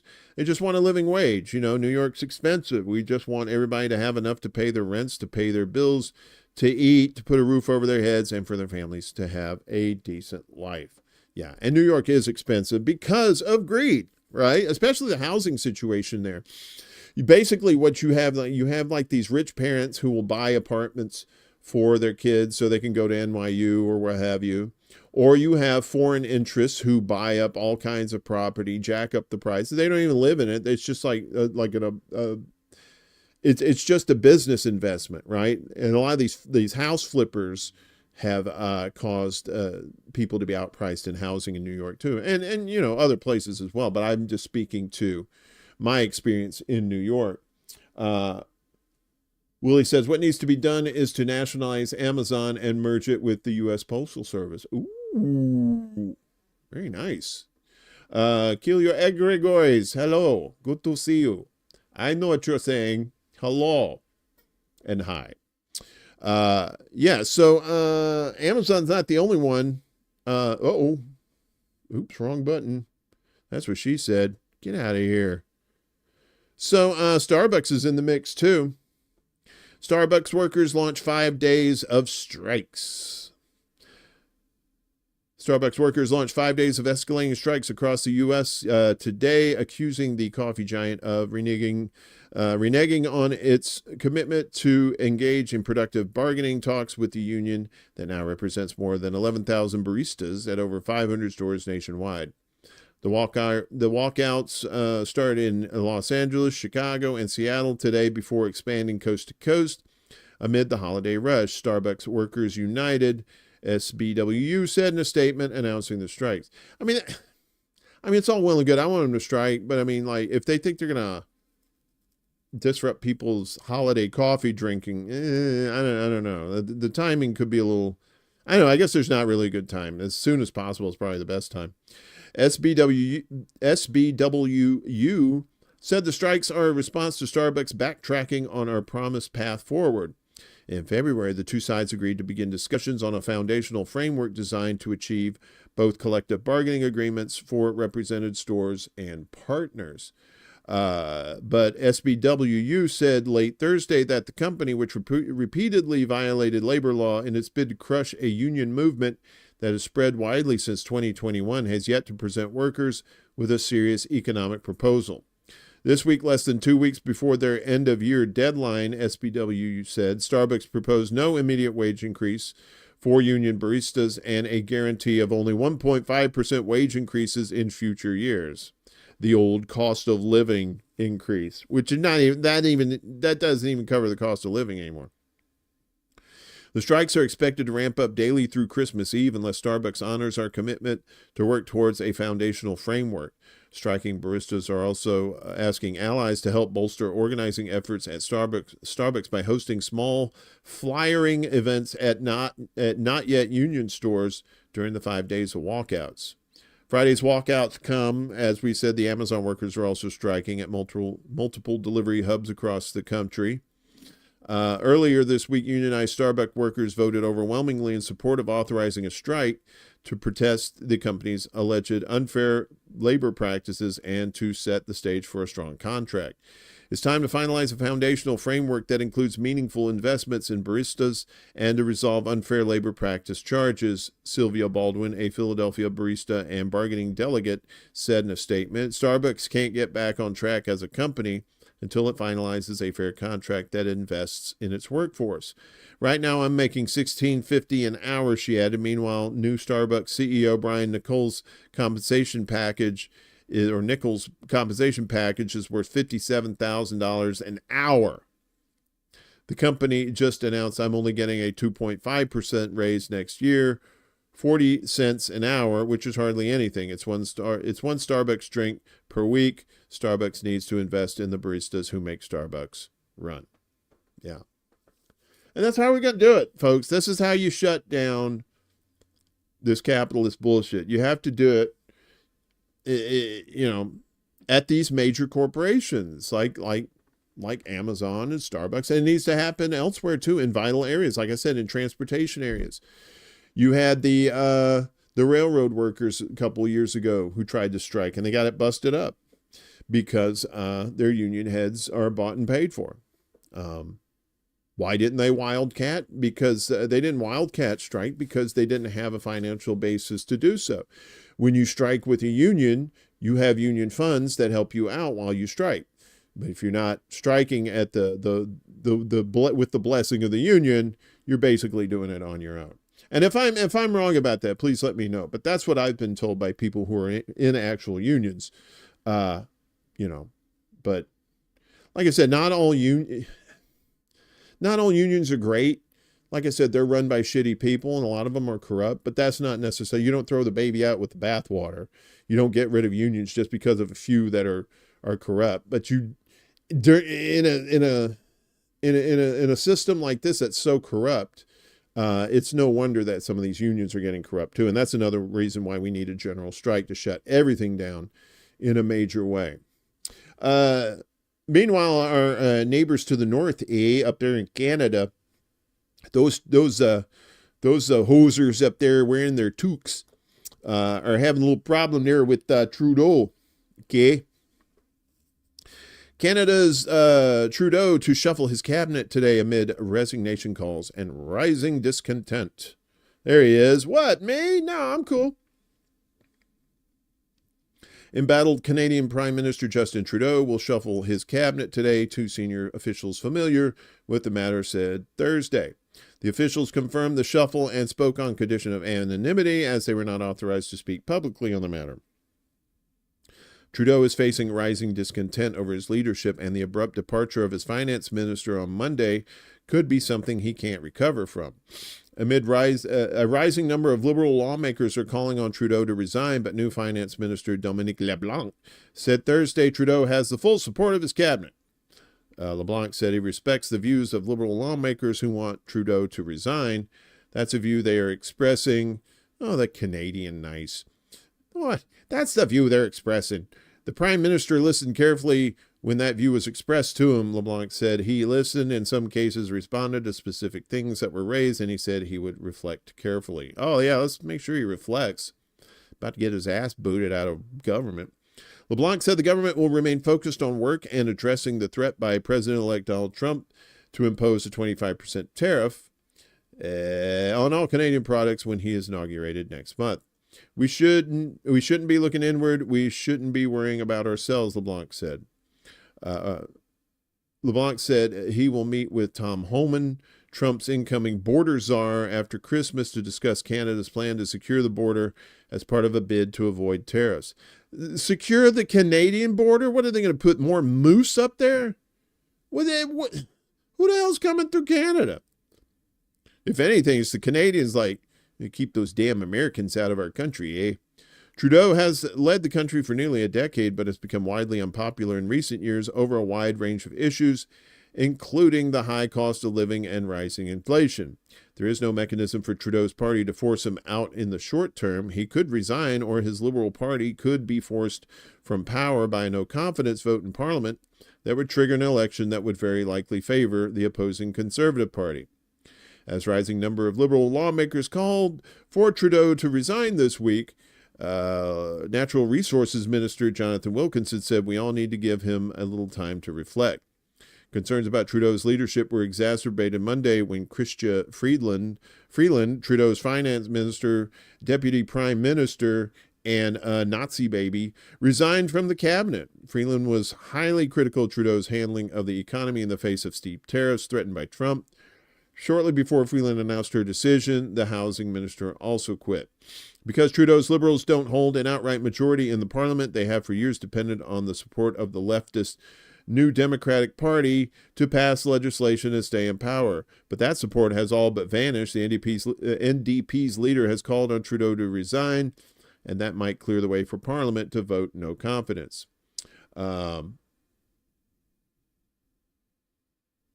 Wait, Party City. Party City's going out of business? I guess the party's over. Turn out the lights, the party's over. Well, I mean, there's other Party City type places. The local shops are probably better anyway. NDP leader Jagmeet Singh, however, would not commit to bringing down the government at the first opportunity, in part because Trump could impose crippling tariffs and Parliament might need to respond with tariffs in retaliation. Man, tax that Canadian beer and the maple syrup. Parliament is now shut for the holidays until late next month, and a no-confidence vote could be scheduled sometime thereafter. LeBlanc also said Mark Carney won't be joining cabinet. Trudeau has been trying to recruit Carney, the former head of the Bank of England and Bank of Canada, to join his government.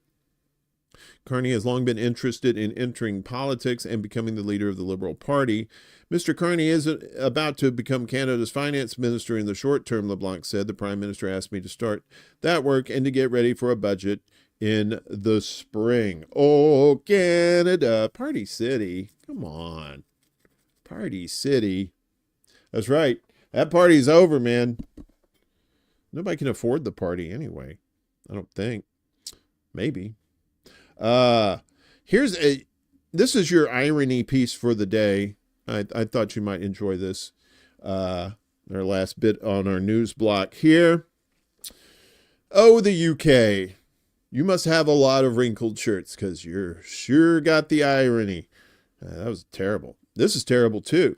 UK anti-corruption minister accused of taking £4 billion in bribes for Russia-funded nuclear plant in Bangladesh. Let me repeat that. And I'll just kind of simplify it. Anti-corruption minister accused of corruption. Yeah. If you're going to have like an anti-corruption person, you probably should vet that person first. Just saying, for at least for appearances. The UK's anti-corruption minister and members of her family are being investigated over allegedly taking bribes up to £4 billion, that's 5.4 billion American, linked to a Russia-funded nuclear plant deal in Bangladesh. Tulip Siddiq MP is the Treasury's economic secretary tasked with tackling corruption in Britain's financial sector, and is also the niece of Sheikh Hasina, the former Bangladeshi prime minister who was ousted in August. Siddiq previously worked as spokesperson for the UK branch of her aunt's party, the Awami League. It emerged last week that Bangladesh's Anti-Corruption Commission has launched an investigation into Siddiq, her UK-based mother, Sheikh Rehana Siddiq, and Hasina herself. The former prime minister is in India, having fled there from Bangladesh in August after her security forces killed hundreds of civilians during violent and anti-corruption demonstrations. The Bangladeshi High Court heard claims that the British minister may have helped Hasina broker a £10 billion deal for a nuclear power plant built in Bangladesh by a Russian state-backed company, Rosatom. In 2013, while a Labour councillor, Siddiq attended the signing of the deal inside the Kremlin alongside Hasina and Russian President Vladimir Putin. The ongoing ACC investigation into the alleged embezzlement of billions of pounds intended for the building of the power plant and other projects is based on allegations by Bobby Hajjaj, a senior political opponent of the former Bangladeshi prime minister. Middle East Eye contacted Siddiq for comment, but was referred to the Labour Party's press office, which said she had not been contacted on the matter. Saeed Farouk, who runs the UK branch of the Awami League Party, for which Tulip Siddiq was formerly a spokesperson, said the claims were fabricated. An ACC official told the Daily Mail that the commission is committed to ensuring transparency and accountability, irrespective of the stature of those involved. Several other family members and former Bangladeshi officials are also under investigation as part of the investigation. When Siddiq was appointed a minister in July under the new Labour government, her aunt was in power in Bangladesh. That soon changed, although the MP has not publicly commented on Hasina's ousting. The daughter of Bangladesh's founder and first leader, Sheikh Mujibur Rahman, Hasina is wanted for several alleged crimes by Bangladesh's interim government, including crimes against humanity. Where have we heard that before? During the violent August demonstrations. Having been in office for over 15 years, Hasina's downfall this year was swift. Nationwide protests erupted in July in response to a Bangladesh High Court verdict that was set to reintroduce a quota system in the country, reserving 30% of government jobs for the descendants of veterans who fought in the country's independence war in 1971. Mass protests against the quota system led by students who believed the move to be anti-meritocratic were violently cracked down on by authorities for several weeks. More than 200 protesters were killed in July. The deaths triggered further protests demanding the removal of Hasina, who had led the country since 2009. She had a previous stint as premier between 1996 and 2001. The 76-year-old's rule was marred by mass arrests of political opponents, the silencing of dissenting voices, and accusations of human rights abuses. She fled the capital of Dhaka by helicopter in early August following weeks of violent crackdowns on protesters left almost 300 people dead. Yes, thank you. We get a lot of, media bias here in this country, right? MSNBC, Fox News, CNN, all partisan outlets. I wouldn't consider them journalism. I would consider them, just propagandists at this point. I think most of us would agree with that.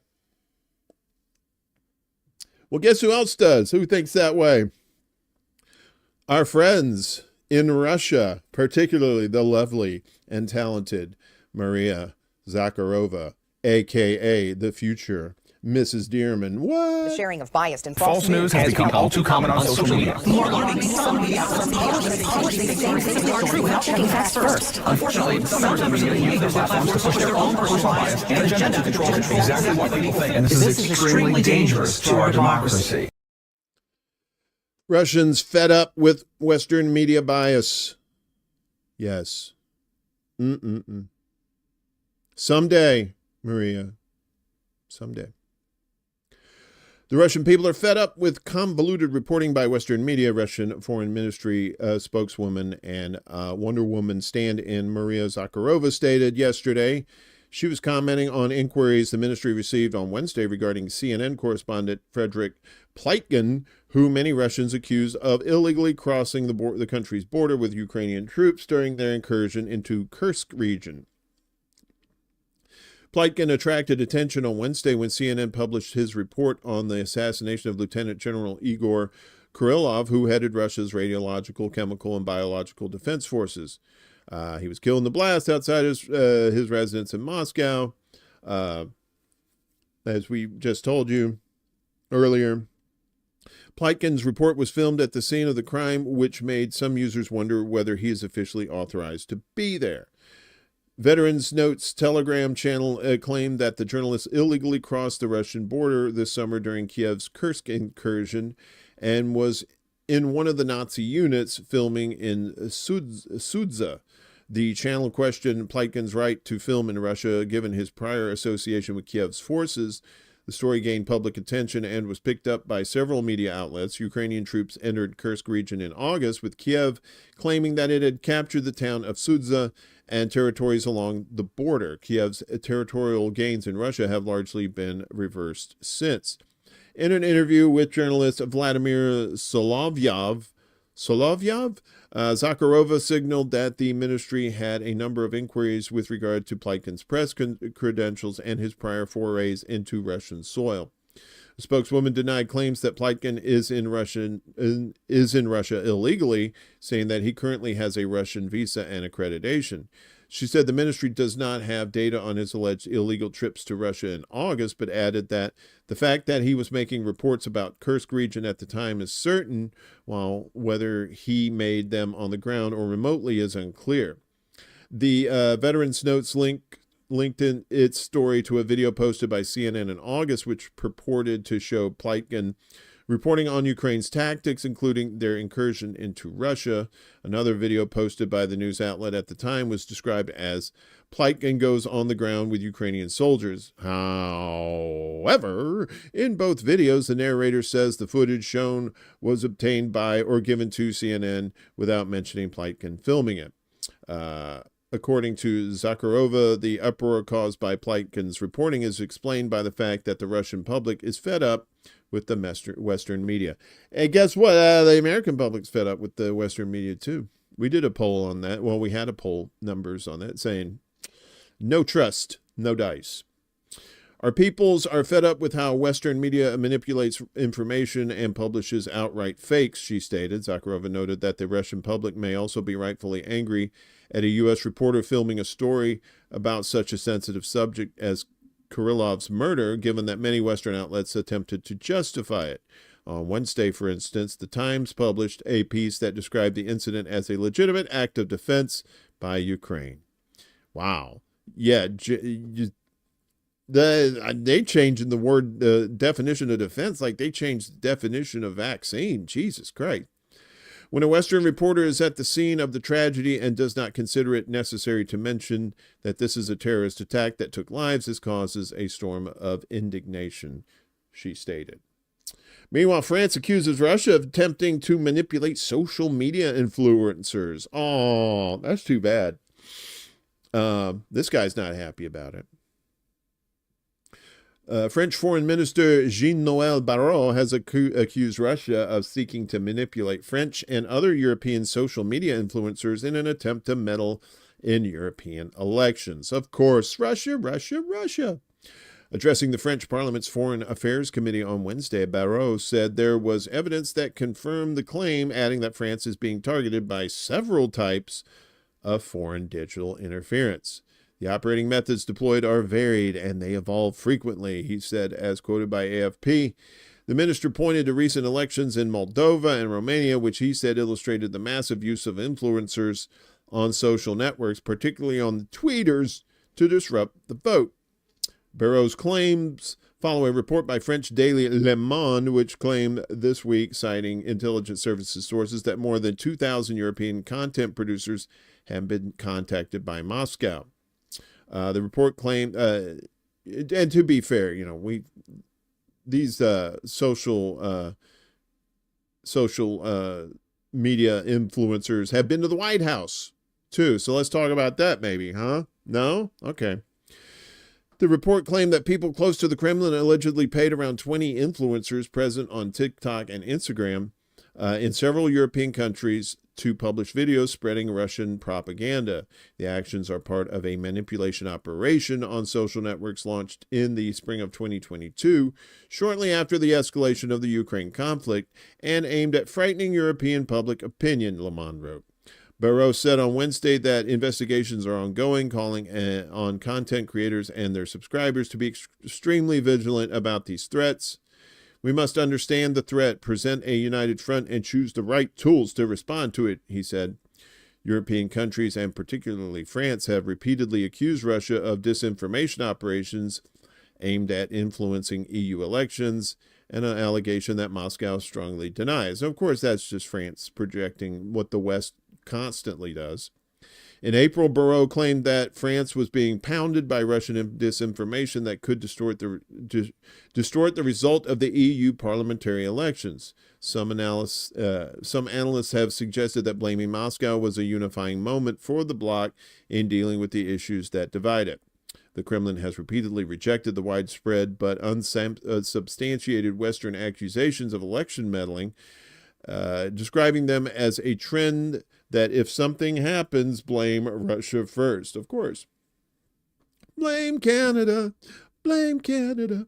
Last month, Kremlin spokesman Dmitry Peskov said that accusations, can't talk, of Russian meddling in Romania's presidential election were absolutely groundless, and that Moscow is not in the habit of interfering in elections in other countries.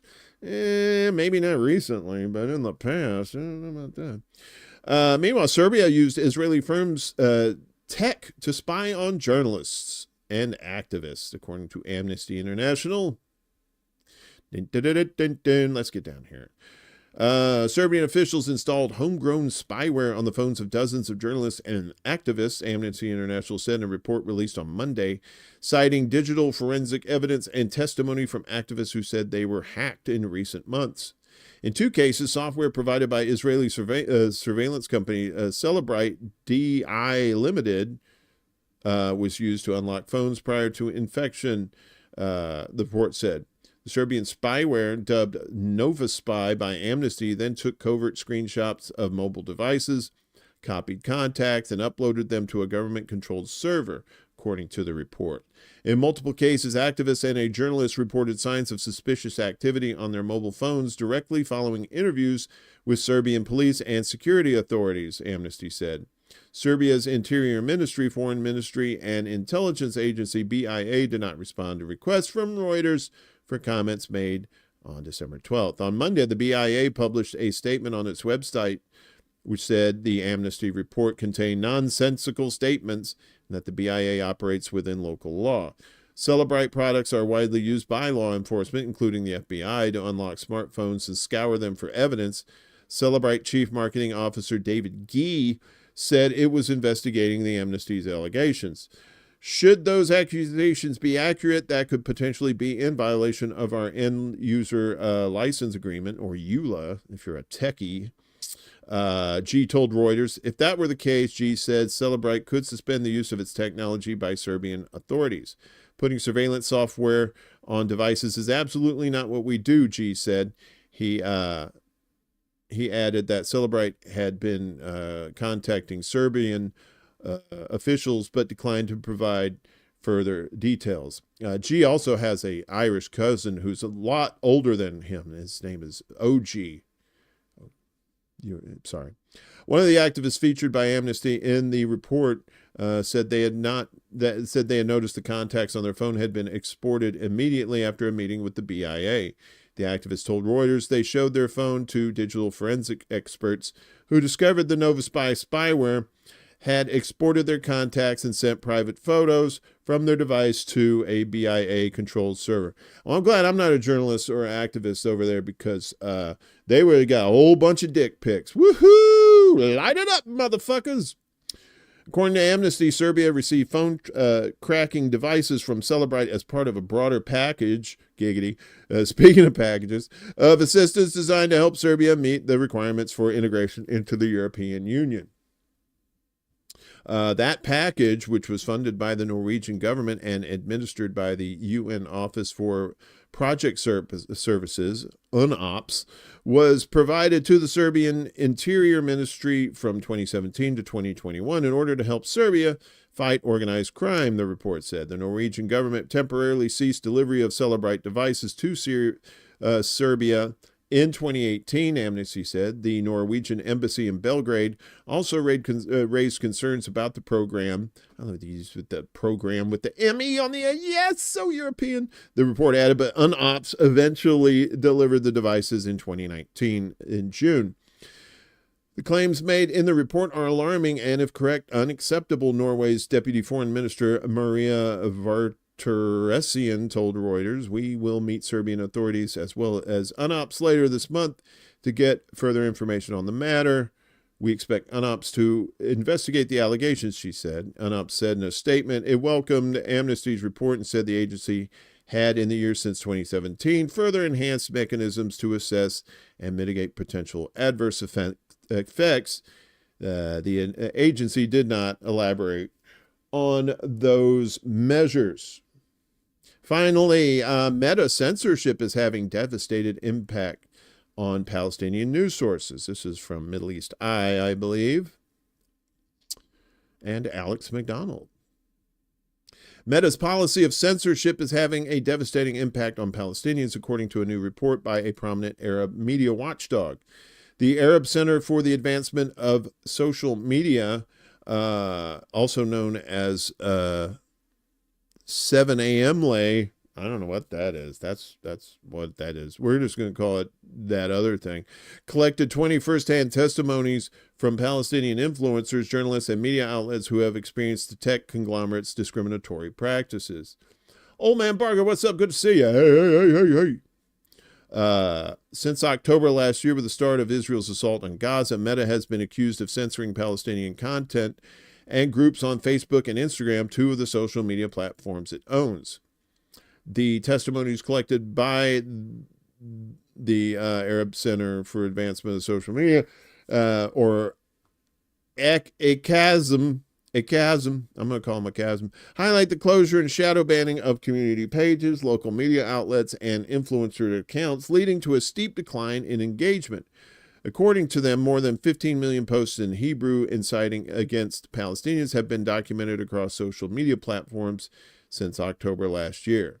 Yahya Al-Said, a manager of the Ask Jerusalem community group, which provides information for Jerusalem-based Palestinians, said the page was first suspended for a year in 2021 following the attempted evictions in the Sheikh Jarrah neighborhood.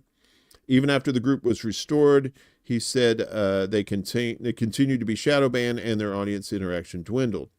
Another media outlet, Arabs 48, said they had faced repeated restrictions over the past year. Meta surprised us by deleting our Facebook page twice without any prior notice. Yeah, that sounds like Facebook's MO. Without any prior notice, message, or warning, the page is still deleted, said Dima Kabaha, one of the outlet's editors. As for our Instagram page, access to it is restricted and low and may reach up to a maximum of 2,000 followers per post and a few hundred per story. Our account no longer appears when searching for it, and the collaboration option has been restricted.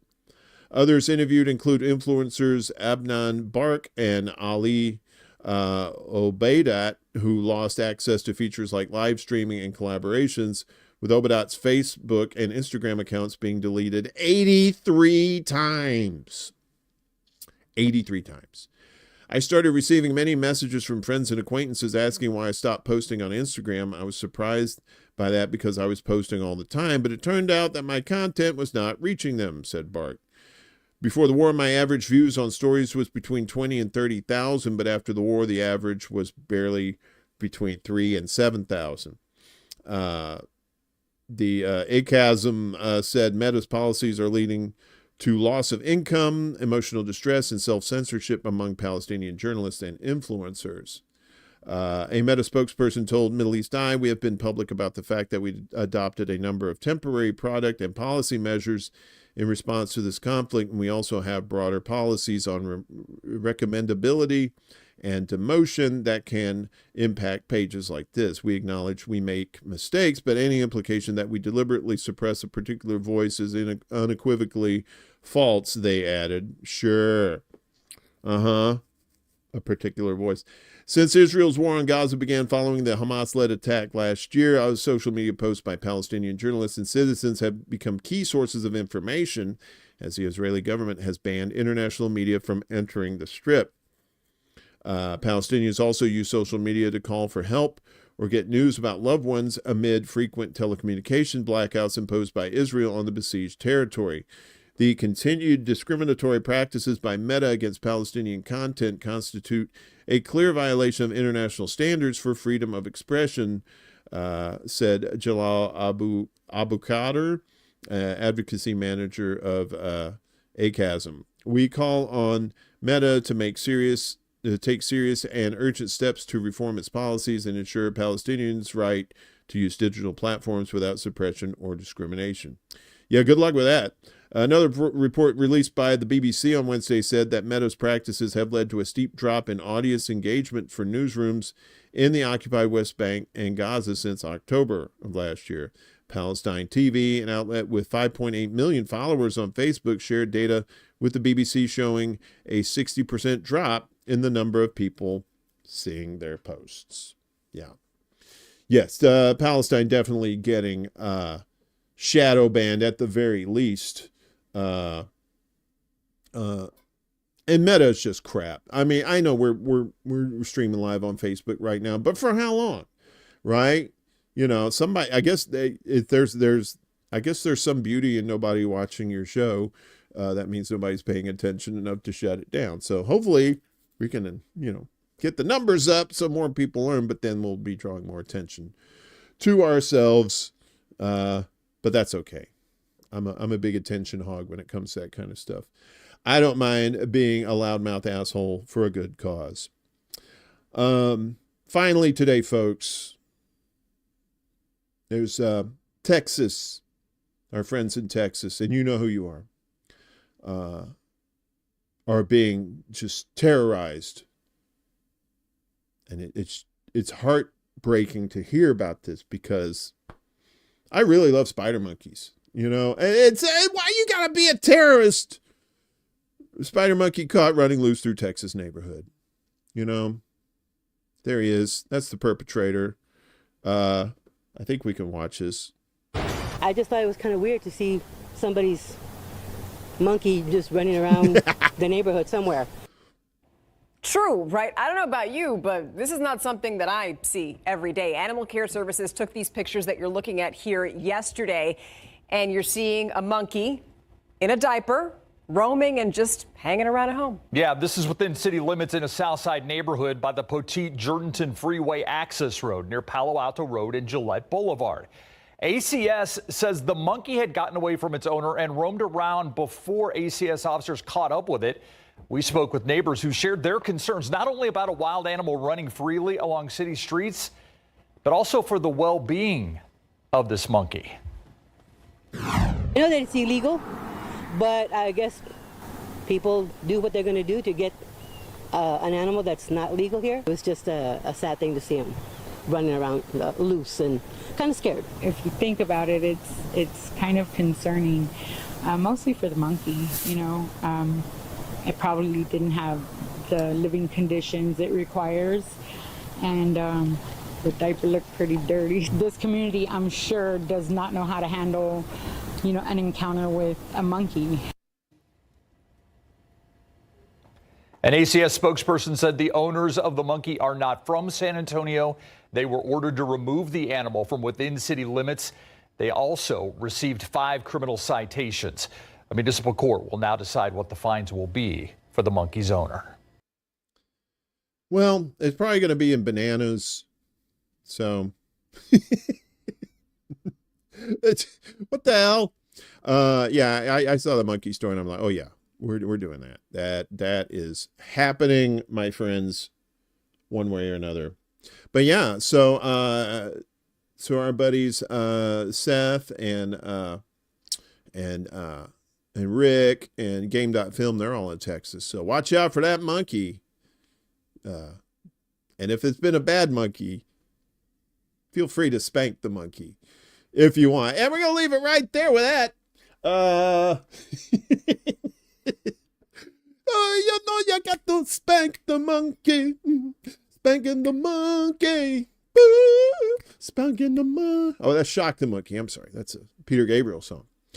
Yeah, so later today, I believe, I don't know, Willie, are you doing a show? You still in the mix?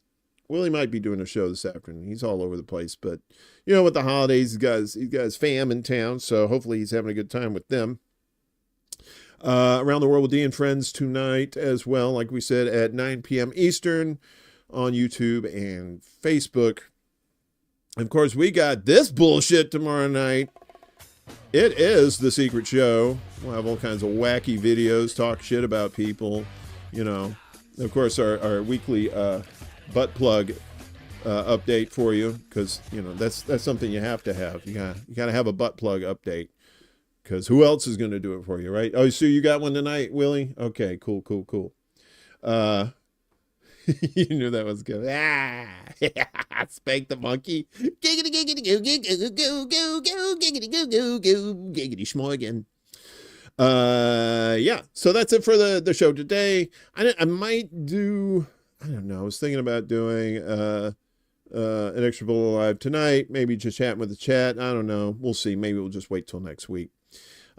Maybe shut that down for the holidays, maybe come back with the first of the year with ExtraBulla Live. But we're definitely doing the Secret Show tomorrow night. And Monday, I had the graphics all built and I forgot to load them in a thing, because I'm a bad monkey. The Monday, the 23rd, is Festivus, and we will be having our annual, it'll be the 4th annual Festivus Festival right here on this channel. So the guests to be announced, because I haven't invited anybody yet. Probably not a good idea to invite somebody on Friday for a show on Monday, but you'll probably see some of the usual suspects in attendance for that. We'll be airing our grievances, and no feats of strength, just sitting up right and not laying down is kind of a feat of strength for somebody my age. But that should be fun. I'm looking forward to that. Hopefully we'll have some fun and some good times there. That's Monday the 23rd. So might do a gaming stream. I haven't found what the new game is this week for the freebie on Epic, but I'll let you know that. I'm going to work on that today as well. So yeah, if you're brand new to the space, you're brand new to this show. If you liked what you heard, if you were well informed and you're like, man, I'd like some more of that, please. Make sure that you give us a like, share, and subscribe. Click the bell to make sure it's solid. Otherwise, they fuck around with the notifications. Some people say they get notifications. Some people they say they don't. But yeah, so if you want to do that, that would be great. I appreciate it. Also, we've got some donation links down below. We've got the Venmo, CashApp, all that good stuff, PayPal. If you want to become a Patreon member, you can do this for as little as $1 a month. That's $12 a year. That's $12 a year. That's like half a cup of coffee at Starbucks. That's true.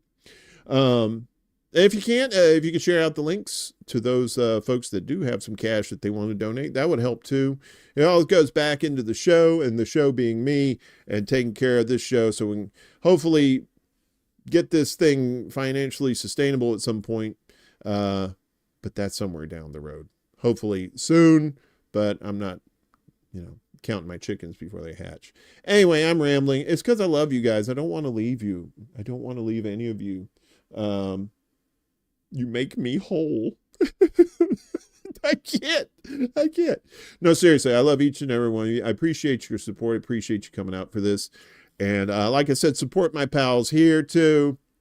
Make sure you check them out. Like, share, and subscribe them too. We're all one big family, just trying to, trying to inform people. Maybe bring a little entertainment too along the way. Trying to do good things over here. So, anyway, that's it for me. I appreciate all you. Love you. Take care of yourselves. We'll see you sometime in the future with flying cars or not. Because if I get in a flying car, I ain't coming back. Peace. This is City Alpha 5! Woo!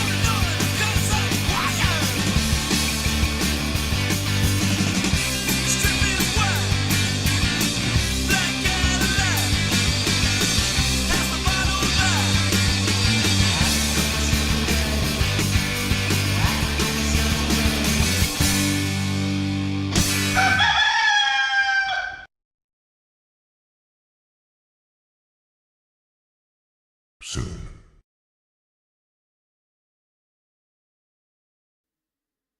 I ain't getting rid of the devil.